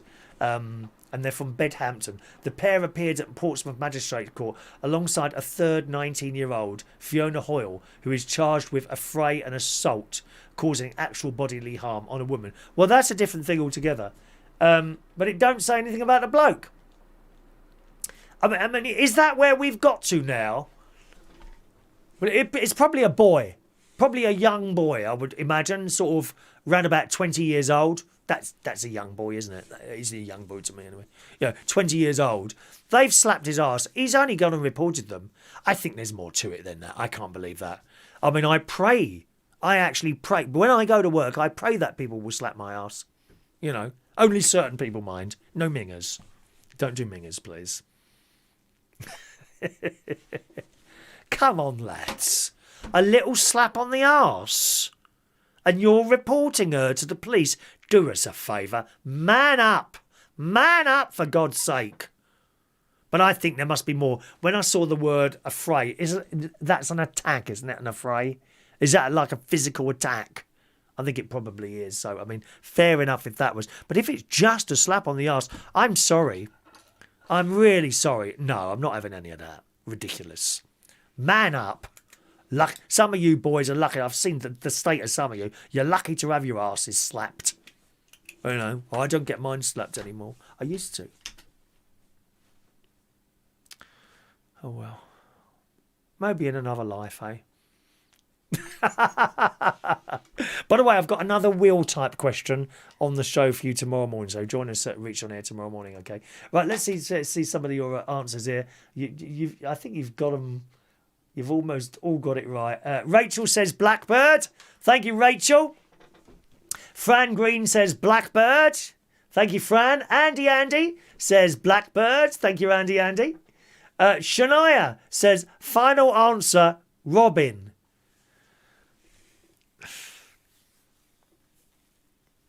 Oh, God. And that, I think, actually, Shania is saying that because I think that's the answer that the bloke gave. I mean, it doesn't fit, does it? I mean, how can you think of that? It doesn't rhyme. Even if you didn't know the answer, the only thing that rhymes... Morning has broken like the first morning. Sparrow has Oh, I suppose so. Oh, it does, doesn't it? Sparrow has spoken. Robin has spoken. Cuckoo has spoken. Blackbird has spoken. I suppose actually, no. In retrospect, I think maybe I've made a little bit of a judgment there and it's incorrect. They do fit. Perhaps I just know the answer. Paige says Blackbird. I knew you'd get that one, Paige. Blackbird has spoken like the first bird, or day, or whatever it is. Lee Toby says Blackbird, yes. Charlie Ray says Blackbird. John Parrish says duck.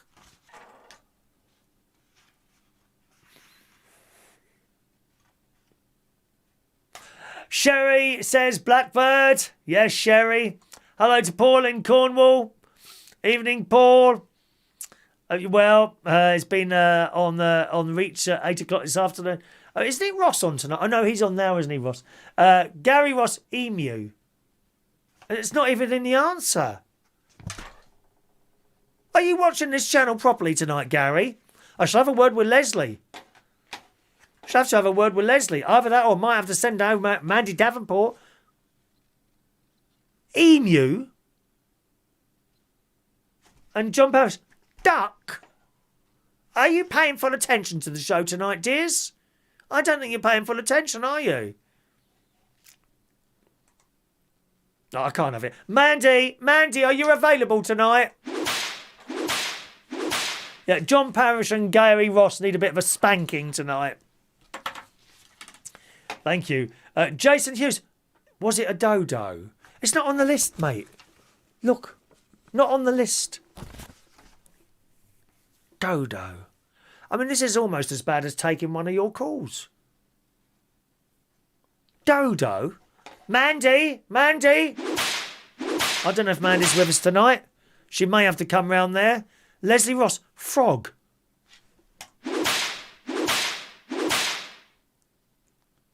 Paige, dog. No! It's not even on the answers. I mean, how can you muck up a multiple choice question? How do you get that wrong? How do you select an answer that isn't even in the selection of available answers? It's crazy.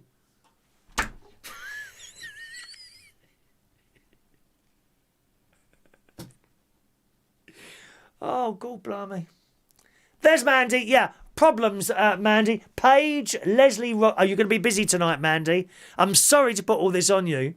Yeah, Jason Hughes, Leslie Ross, Paige, Gary Ross and John Parrish all taking a mick out of my quiz tonight and putting stupid answers.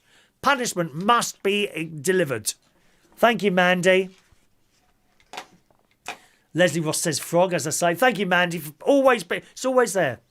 Always there, see? Thank you, Mandy. Rachel says, woman has spoken.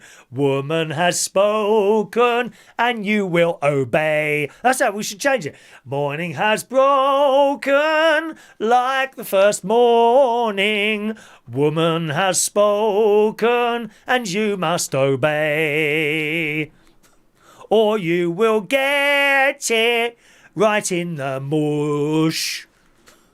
Do what she says, or you will die. Write that down if you want to, my loves. Sing it instead at work. Paige, fox. No, Paige, dear. You've already given me the correct answer. Blackbird.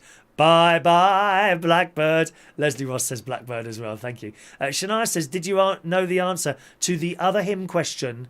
What was the other hymn question? Do you know what? I don't think I did, and I was surprised that I didn't. Oh, what was the... Can you remember what the other hymn question was, Shania? By the way, tomorrow morning's wheel question is not anything to do with hymns. I don't think it is anyway. Where is it now? Because we've got another one here. It's great, that programme, for getting ideas for the show. It really is. Oh, there it is. Oh, yes. No, nothing to do with... Oh, hang on a minute. That was it. It was because they had a reverend... Lady Reverend, ever so nice she was. She had there, and they had to sing in the lyrics to Lord of the Dance. You know that one? He danced in the morning when the world was begun. You danced with me and the stars and the sun. He came down from heaven and he done the earth. At Bethlehem he had his birth. Dance then, wherever you may be. I am the Lord of the dance, says he, and I'll lead you all wherever you may be, and I'll lead you all in a dance, said he. And there was a, what does it finish with? I can't remember the exact question. Oh, here we go. In the Lord of the Dance, see if you get this one. Right, you ready? In the Lord of the Dance, now there's quite a lot of verses, right? In the Lord of the Dance, which is mentioned last? And I didn't get this. Is it Pharisee? I can't play you the music because it's copywritten, right? But in the Lord of the Dance, which is mentioned last? Is it Pharisee, John, fisherman, or scribe? See if you get that one. I didn't get it right. I hope you know the answer to that. In Lord of the Dance, which is mentioned last? Is it Pharisee, John, fisherman, or scribe? See if you get that one. George, I don't understand that comment. Is Mark Bowles asked the question? I don't get it there. Try that again, George. Don't understand what you're saying now, all right? So we'll come to your answers on that in a moment. I bet you can't get that one because I didn't get it. Now, Shania's there. Can I ask you, Shania, is your dad getting massive bonuses? It's outrageous. These bin men are on a fortune, dear. Well, they used to be. They're not anymore. But... there's a story here in the Mail. Desperate council officials are now offering lorry drivers bonuses of £3,000. Is your dad getting this? If so, then I think he needs to take you out on a treat, doesn't he, my love? Yes. Desperate councils are offering lorry drivers bonuses of £3,000 in a bid to clear the backlog of bin collections caused by the pin-demic. Bing! Anyone been pinged yet? Rubbish has piled up in many areas in recent weeks, with up to 40% of some local authority workforces having to isolate. This is a serious thing, isn't it? Some residents have been told to cut down on the amount of food that they throw out as piles of uncollected waste grows. Others have been asked not to put their bins out unless they are full, with collection services in dozens of areas running significantly behind schedule. But they're not here. No, it's just scummy people keep dumping... I could set up a camera there, actually, and catch the bastards. Nothing would give me greater pleasure than knowing who they are and reporting them to the council. But I wouldn't do that. I'd just dump the rubbish back outside their front door. And if they caught me doing it, I said, I've got a video of you dumping that round the back of my fence. Now, do you want to deal with this or shall I send it in? Absolutely. Anyway, the issue has been worsened by a national shortage of specialist truck drivers, which I'm sure you've heard about, which has been blamed on the pandemic and also Brexit as well. It's been described as the perfect storm that could escalate over the summer. The Road Haulage Association recently warned of a 100,000 shortfall in specialist drivers. I mean, there's driving jobs out there. If you've got HGV thing, I don't know so much it's all right for people that can just drive cars and small vans. Remember, if you can drive a car, you probably can drive a small van as well. But I don't think people are looking for small van drivers. Three Rivers District Council in Hertfordshire is tackling the issue by offering its fleet of 29 lorry drivers that cover all council services a salary increase of £3,000. That's not to be sniffed at, is it? It's not a bad payout. Payments are being offered in the hope of stopping the drivers being snapped up by other employers promising higher wages. Well, that's your own fault then, isn't it? The trouble is the councils, I don't think, pay directly for lorry drivers now. They farm it out, don't they? And they go to the cheapest one. And what happens when that happens? The lorry drivers get less money. Cut back, cut back, cut back. In order to tackle crippling staff shortages caused by COVID isolation requirements, some councils have been training up office staff to go on collections, such as in Broxbourne, also in Hertfordshire. So is your dad getting a big payout like that, my love? Is your dad getting a big payout like that, Shania? Yes, be able to buy some radio gear, wouldn't he, my love? Eh? We got to get him back on the radio. Got to be back on the radio. Has he even looked into it yet? Is he listening or watching the show tonight, I wonder? Is he doing that? Leslie Ross, here we go. Leslie Ross, is it fisherman? Is it fisherman? George Bond does fishing, doesn't he? Is it fisherman? Don't know yet, Leslie. I'll look up the answer in a moment. Rachel Wheatland says, is it fisherman? Charlie Ray thinks it's John. Thank you, Charlie. And Paige also thinks, is it? She said fisherman first, and then she said John. And now we're going live over to our Catholic, head of the Catholic Church on the Isle of Wight, and we found out the answer. Here it comes.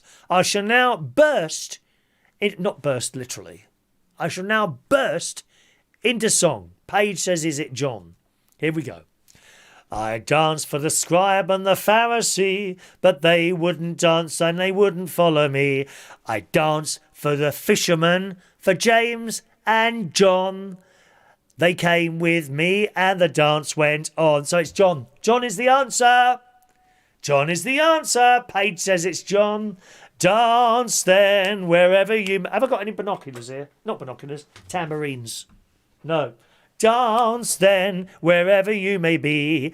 I am the Lord of the dance, said he, and I lead him on. Wherever you may be, and I lead you all in the dance, said he. And then I do a little bit on the organ. Da, da, da, da, da, da, da, da, da, da, da, da. Can I come and play the organ at your church one day, Shania? Or do you have someone there permanently doing it? Would they like that? I'd like to do that. Paige, I think Paige said it's John, yeah. Vera thinks it's John as well. Thank you, Vera.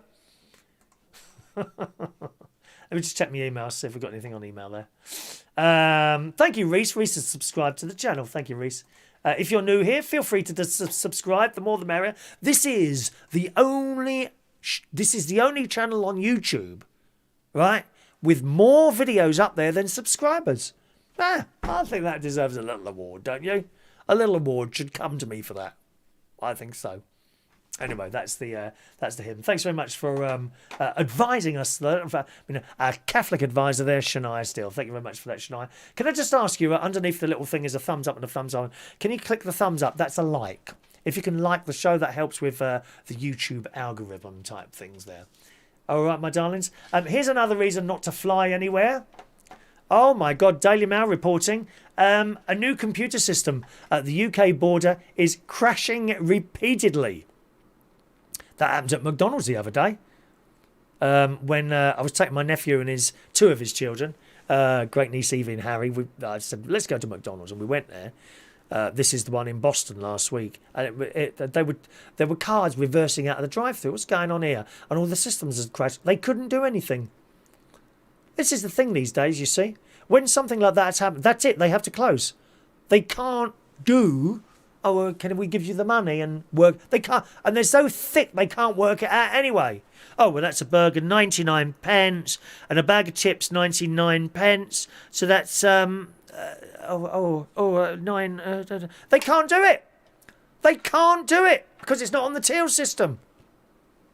Not only that, I'm sure it's just a logistical thing as well, that once that goes down, I suppose there's probably the computers count how many chips go out and then they know how many to order back in, that sort of thing. I get that thing. But when these systems go down, that's it, that no one can do anything anymore. Whereas before, you may remember, when electronic tills first came in, they weren't always reliable. And when they went wrong, people just went back to working it out in their heads or on a piece of paper. Can't do that anymore. Can't do it anymore. Anyway, a new computer system at the UK border is crashing repeatedly, leading to massive queues at Heathrow. It can be revealed. The Home Office's £372 million, this is, wow, look at this, security database known as Border Crossing was rushed into use at the end of June when it was already more than 3 years overdue. The latest breakdown, here's what will put you off going on holiday. I mean, I don't sit here purposely trying to put you off on holiday. I'm just, I wouldn't go anywhere at the moment. It's a bleeding nightmare. That, and I found out the other day, my sister and her husband, the tests that they've had to do to go to see my great niece, their daughter, and back again to Cyprus, put another £400, all total, like various tests added up and things that they have to do. £400. That increased their holiday bill, which is more than the price of the return flights. Someone is making an awful lot of money out of all of this. £400. I won't pay it. Therefore, I won't go abroad. End of. It's shocking. And here's another reason not to go. The latest breakdown on Sunday meant all passengers were rejected by the e-gates in Heathrow arrival halls. I think that's the one where you get your passport and you plonk it down on this bit of glass and it reads it and it lets you in. No need to talk to anyone. The latest breakdown on Sunday meant all passengers were rejected by the e-gates in Heathrow arrivals hall and had to be checked manually by immigration officers' sources. This left queues stretching for more than a quarter of a mile. They must have been there for hours with their little booklets. And you know what it's like. After a long flight, the last thing you want to do is queue up at an airport trying to get out and into whatever country, whether you've come home or gone to another country. And just America's bad as well. They're pretty bad. That's a slow in there. When I've gone, always, really. That always seems to be quite bad, trying to get into America. Oh, can I ask you why you're here? Your holiday. Or what are you going to do? Disney World. Oh, have you got a family? No. No, I'm on my own, mate. And they look at you suspiciously then. Why can't a bloke just go to Disney World and enjoy himself on his own? Oh, no. Oh, really? Yes. That and some shopping. Mind you, the shopping in America is not what it was 10, 20 years ago now, It used to be so cheap to buy stuff in America. I mean, dirt cheap. Not now, it's kind of levelled up a bit. Last night, it says in the story, insiders predicted total chaos at major airports later this week when the number of Britons returning from holiday reaches levels unseen since the start of the pandemic. Major problems with the security database come just months after MPs criticised the way the project had been handled and warned that the Home Office had no proof it could cope with high numbers of passengers. I mean, you just imagine standing there for hours on end in a queue. It's bad enough, checking in. Now, I tend to fly club class. I'll save up for the expensive ticket in the nice seats on the plane, right? And admittedly, that means you do go past quite a few queues. Certainly the check-in queue. I've stood in a checkout queue in the past in Ryanair, and it's just painful standing there with your bags trying to put them in. And in the club class, you have your own check-ins, and it's never more than 1 or 2 people in front of you. But that's what you pay for, you know. It's not cheap. That's what you pay for. Reese says, I've been subscribed for ages, but I just found your bingo channel and subscribed. That's when it's got no notification. Oh, right, okay. No, the bingo channel's finished. The videos are still up there, yes, but there's nothing on the bingo channel anymore. You won't see anything else add to it. You can have a little look at one of them if you want to, and it'll show you how it all works. It worked very well, actually. It actually worked really well. The software thing, the tickets, it all worked very well. We just didn't have the numbers of people paying it, unfortunately. And it was costing too much. It was costing too much money to run it. It was like cost about £125 a month by the time you dished out all these prizes and postage and boxes and all that business. So in the end, I chucked in the towel because it just wasn't going up. It was going down, actually. Thank you, Reese. Vera says, was it John, the answer to Lord of the Dance? I'm only guessing because we never got to the end of the hymn at school. Too much tomfoolery was going on. Were you changing the words? Like, while shepherds wash their socks at night. Rachel says, Daniel Malt is playing the organ in Holbeach. 9th of... Who is he? Daniel... I don't know who that is. Should I know that person? Is he like a famous organist or something like that? I don't know. I don't know what he does, my darling. Do let us know, okay? All right. Just a reminder, gang, if you're putting messages on the Facebook comments, I'm not on those. I'm not reading those. To join in the show, please send a text 07451 287 337, or you can email chris@unitedkingdomtalk.co.uk. Just a reminder, the text number is not a premium rate number. It's just the same as texting your mates, okay? And it arrives on a little screen in front of me, or the email, but I don't read the... I'm not on the comments section on there. All right. Good God, it's 8 minutes to 10 already. Is it really? It's gone quick, isn't it? We got new petrol. Do you know about this? New petrol. We got different petrol coming. And it's not like in 2 years, in a month. Yes. Drivers will see changes at petrol stations across the country from next month, September. I only discovered this the other day through reading up a story. I didn't know anything about this. It says a new type of fuel will be on sale, and British people with older vehicles could be forced to pay more each time they fill up. Now, this depends on your car, right?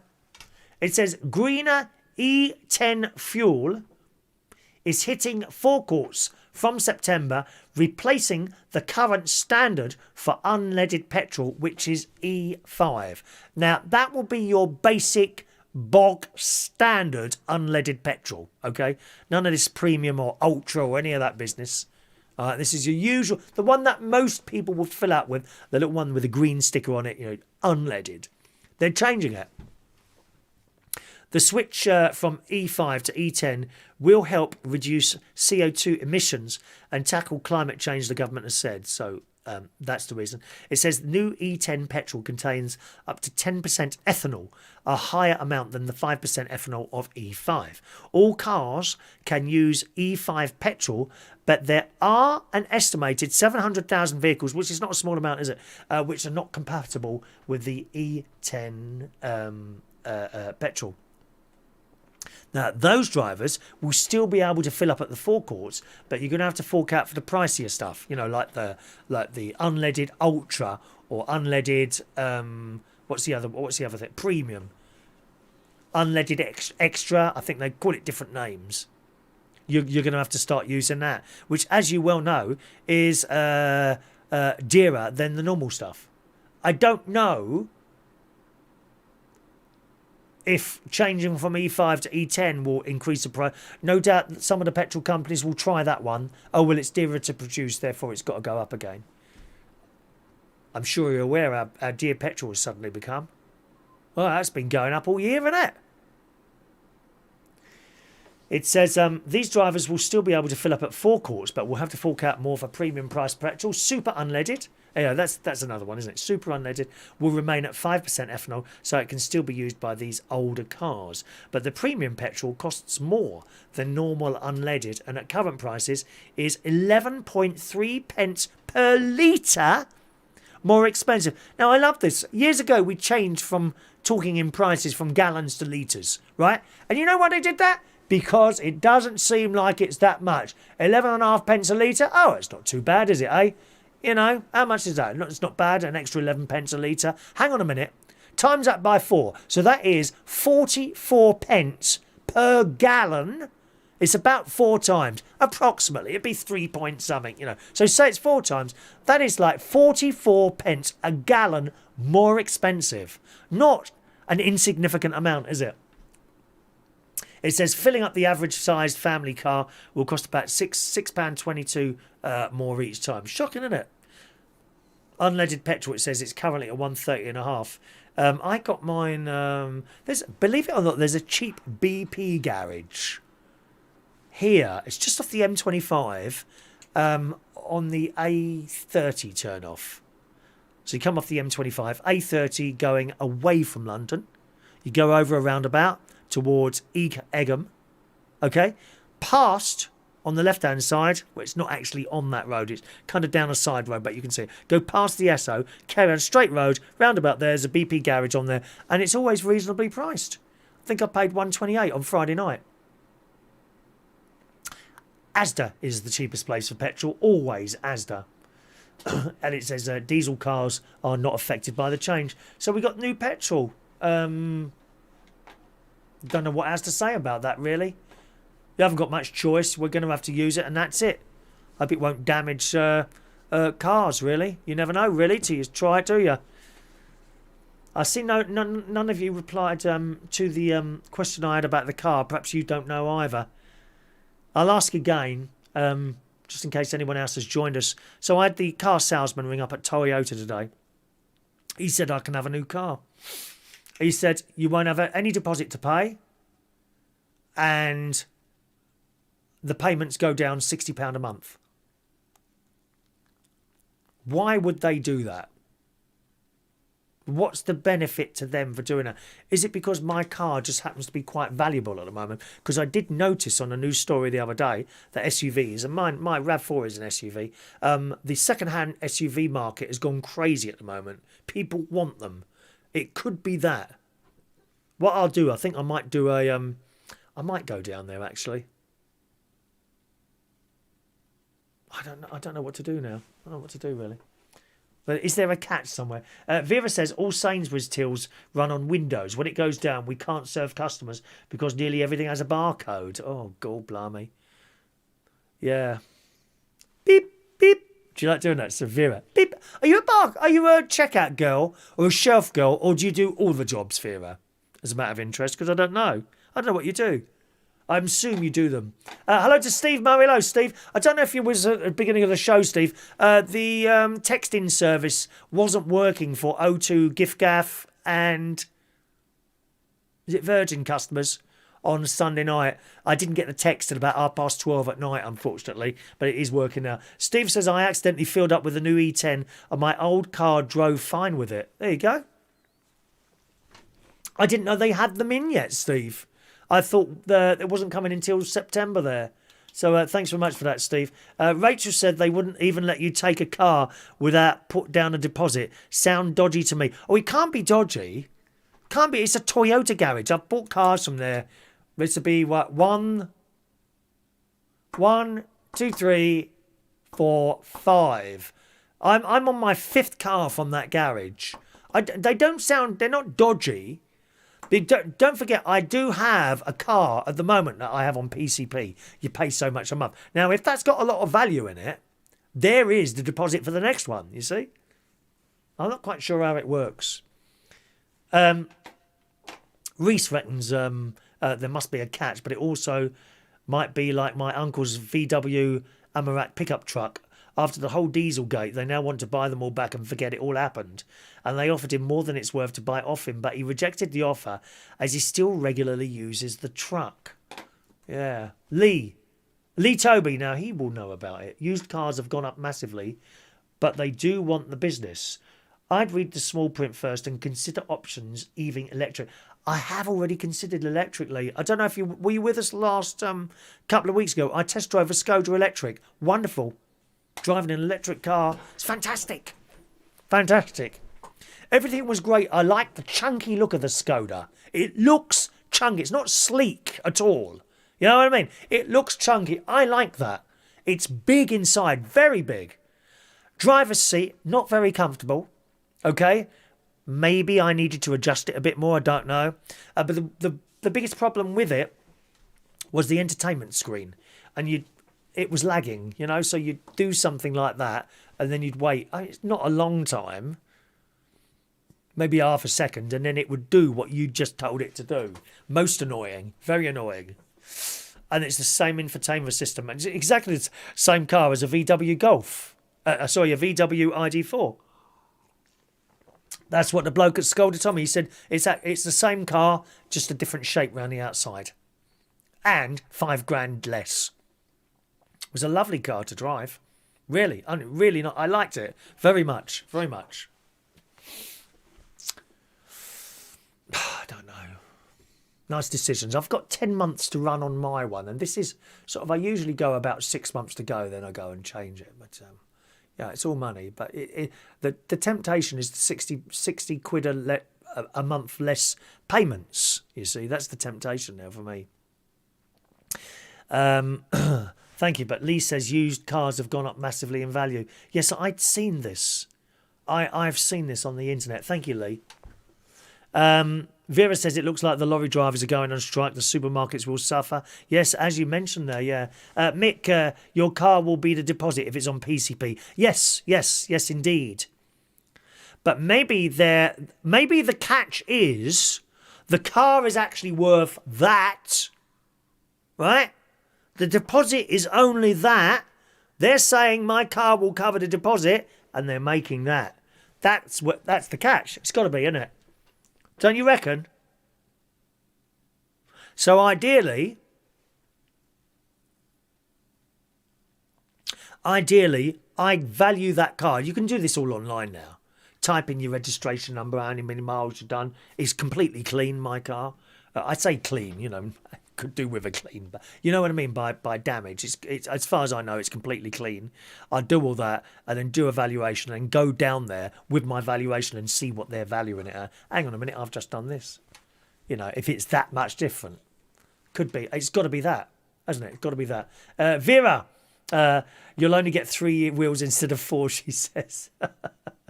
Oh, the lorry drivers are going to strike 23rd of August. Are they really? Gosh, that's bad news, isn't it, eh? Very bad news. All righty. I think we'll finish off today. Is that all right with you? Can we finish off here, my loves? There's Reese again. All of the Seat, VW and Skoda vehicles are just the same. Are Seat VW? I didn't know that. Are they? I know Skoda and VW are the same. I didn't know Seat was as well. Are they some of the same group? And he said there's the same. Just one thing is that... Now, you see, Reese, how old are you again? Is it 10? Are you 10? He knows all about this. It's always good. You find someone young who's... That's like going to the young boy who works in Maplin's on a Saturday, which, of course, is no longer here. If you wanted any advice, don't go to any of the old people that are there all week. Go to the young lad who works there on a Saturday and knows, who's into the stuff. And Reese is into cars, big time. He's 11. Now, he's 11. Now, listen to what he wrote here. Very intelligent boy. All of the Seat, VW and Skoda vehicles are just the same one thing. It's sometimes Volkswagen do restrict the cars, which are not made by them, because CarWow did a Golf versus Seat drag race with the same specs, and in nearly every test the Skoda lost. So they might have done something to the Skoda based on the ID4. Well, maybe so. Yeah, maybe so. I mean, you can understand that. Otherwise, who would be buying... Well, yeah, but some people are funny, Reese. They're funny with the badge on the front. Oh, I'm not having a Skoda. They're a bit like that. I know people like that. They want a badge on the front. BMW or VW. They want the VW badge. And they're quite prepared to pay an extra $6,000 just so it says VW instead of Skoda on the front. It's crazy, isn't it? Really, when you think about it. I've never been like that with cars. Never. Toyota is mid-range. You know, it's mid-range. It's not posh at all. Thank you, Reese 11. Mick says they're saying your car is valued higher than what they estimate it when you took out the PCP. Yeah, I'm not quite sure what they're doing there. Colin K. Hello, Colin. You must be way under your mileage quota, Chris. Yes. Oh, way under it, my friend. Way under it. I signed up for 25,000 miles a year. Okay? We had the pandemic. The damn thing was in the garage for months. Right? Here we are, just over 2 years, and I've done 32,000 miles. I should have done about 62 by now. And that's why. That's why. It's got to be that, hasn't it, Colin? You must be way under your mileage quota, Chris. The current value of your car probably exceeds what they needed the deposit, so that results in smaller monthly payments. They also lock you in for another 3 years finance, so the dealership gets paid for that as well. I mean, it doesn't sound a bad deal to me, does it you? Still sounds a good deal to me. John Parrish, be like me, Chris. Do it with the car. You only live once and you are getting on, aren't you?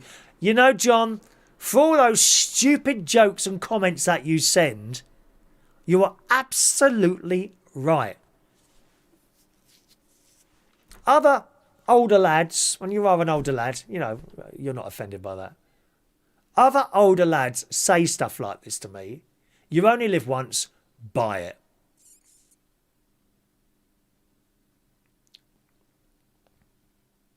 Thank you, John.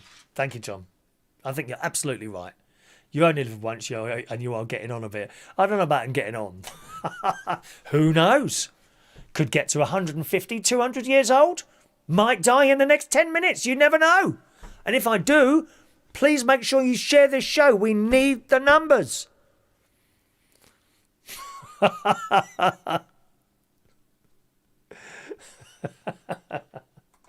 Charlie's off. Bye-bye, Charlie. Good night, Charlie. He's off to bed.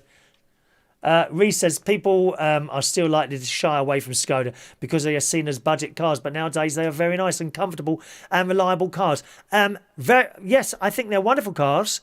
I liked everything about it. The word you used there, comfortable, I was not comfortable in that seat for some reason. I don't know why.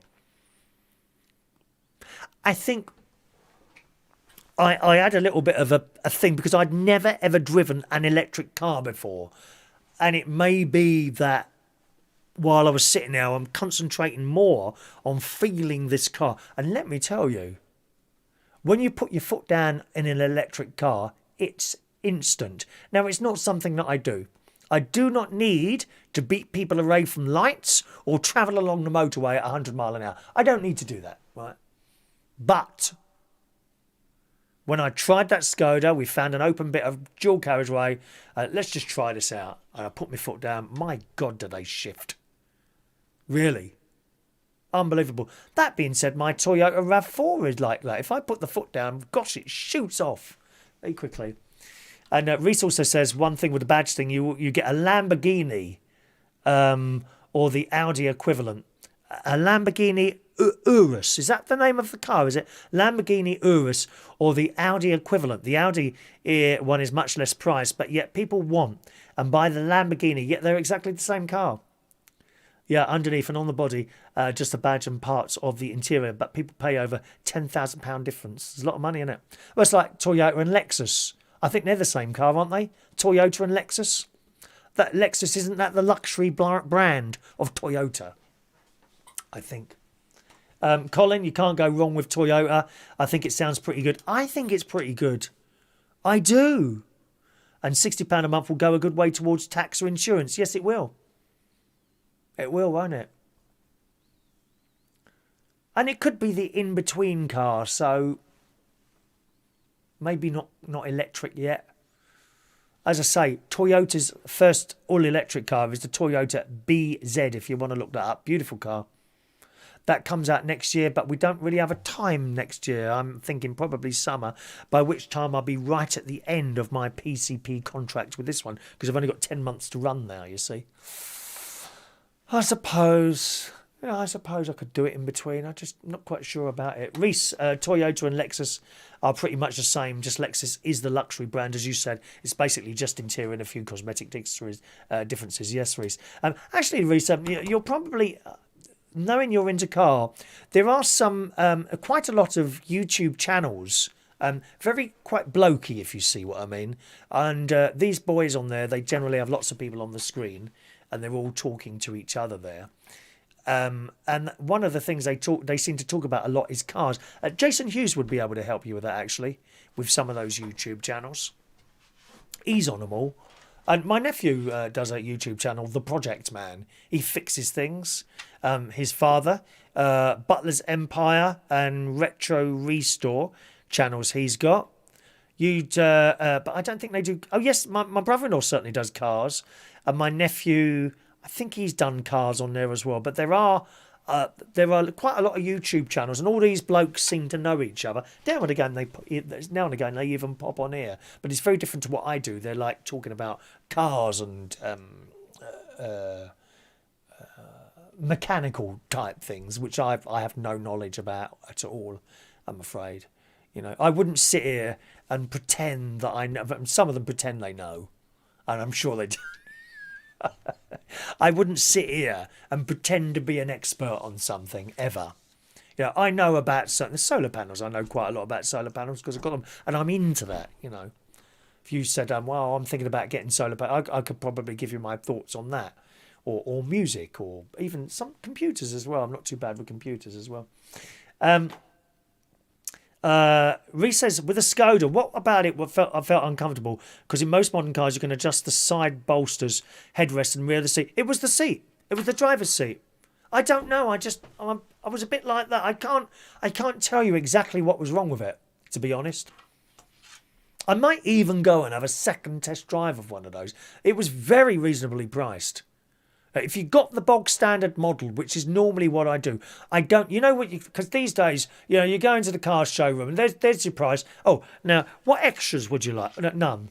And they always look up. You know. Oh, don't you want the 19-inch alloy? No. Has it got wheels? Yes. Well, it's got wheels, but you can have. No, I don't want them. Oh, would you like heated rear seat? No, no, thank you. No, I don't want those. Okay, and the best one they do, Reese. The best one they do is when they come out. They always do this in Toyota, and they know I'm not going to pay for it. I have the lowest priced one you could possibly have. I have 0 extras ever. And they, do you want the sat nav? Well, how much is that? That's another £500. You must be joking. It's free on here. Waze. Why would I be paying £500 just to have the sat nav in the middle of the little thing when I can have it on my phone completely free of charge? No, thank you. And they always feel a little bit let down with themselves, I think, when they walk away and give me the final price because there's no extras ever. Never buy extras. Nothing. There's a load of air conditioners. It's all standard now anyway. But the best one they do, Reese, is they go, do you want the special coating on the paint? Here we go again, right? And they then come out with a piece of blotting paper, okay? I mean, it's comical.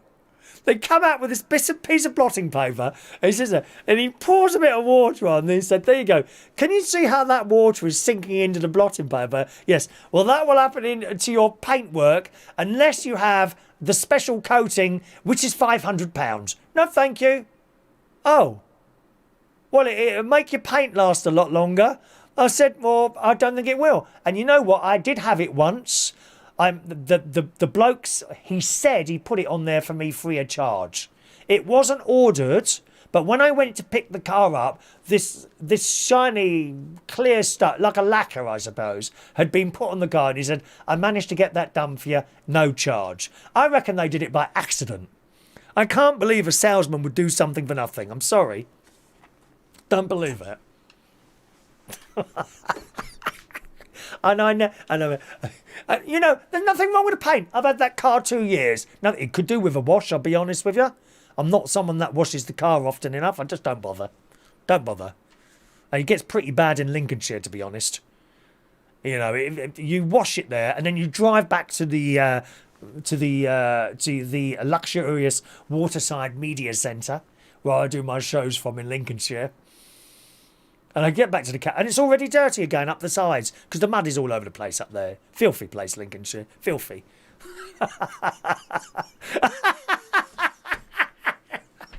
Isn't it?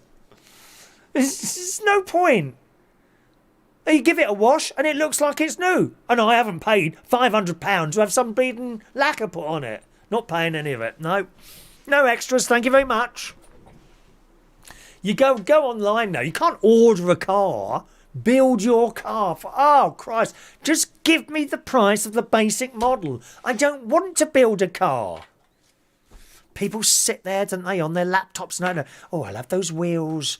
Oh, let's upgrade the stereo system. Oh, electric. No, they've all got electric windows now. I think that electric windows, to me, are one of the most pointless things ever. There was never a problem with doing that. Never went wrong, did it? Never got stuck. No problem at all. Just do it. No, we all have to have buttons now. I mean, how much lazier can we get? Central locking, I think that's a good thing. You know, certainly driving through certain areas of London. You push the button, you're stuck. Shields have been raised. You go through London, you see I have an alarms on my car. I have a driving through, and I get to Hackney, and immediately the central locking comes on when the alarm goes off. Driving through dodgy areas of London, central locking. So that's a good idea. But I mean, heated seats. Oh, for God's sake, heated steering wheel. Are you for real? You want to pay for a heated steering wheel? Well, it's up to you. It's your money. I just don't see the point of all this stuff. All right. You got the air condition. That's on all of them now. The central locking seems to be on all of them. Keyless entry. Keyless entry. What's the problem with putting a key in a hole and turning it? It just seems so pointless to me. Pointless. All these extras. Reese says, you're so right. Some of these dealers just really feel the need to force people to give them more money for extras. Well, you won't force me, mate. No chance. Sometimes they even bring another salesman over and they have a go. Nope.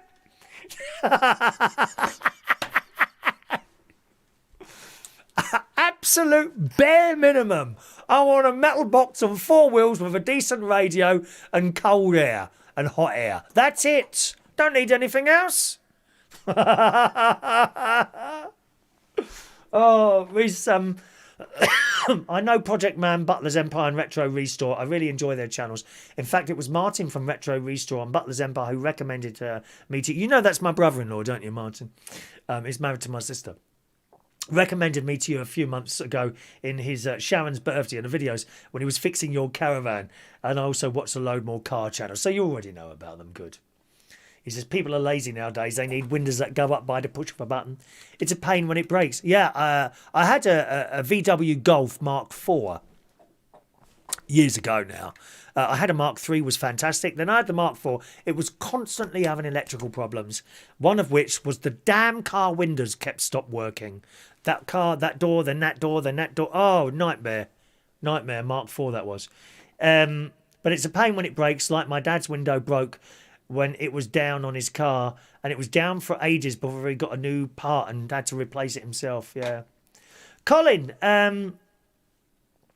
says, sounds like snake oil, Chris. You'll be giving it back in 3 years. Anyway, so if the paint won't last that long, there's likely to be bigger problems with the car. Absolutely. Yeah, pointless. Another little thing that they try and sell you. Special coating. You say it's snake oil. I don't know what it is. Vera says, have you got another test drive? No, not yet. John Parrish, I only send those silly doffing jokes, as you call them, to cheer the show along. I'm hurt. Good.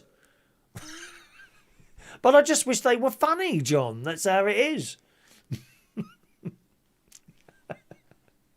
Anyway, there we are. Oh, we have gone on a bit tonight, haven't we?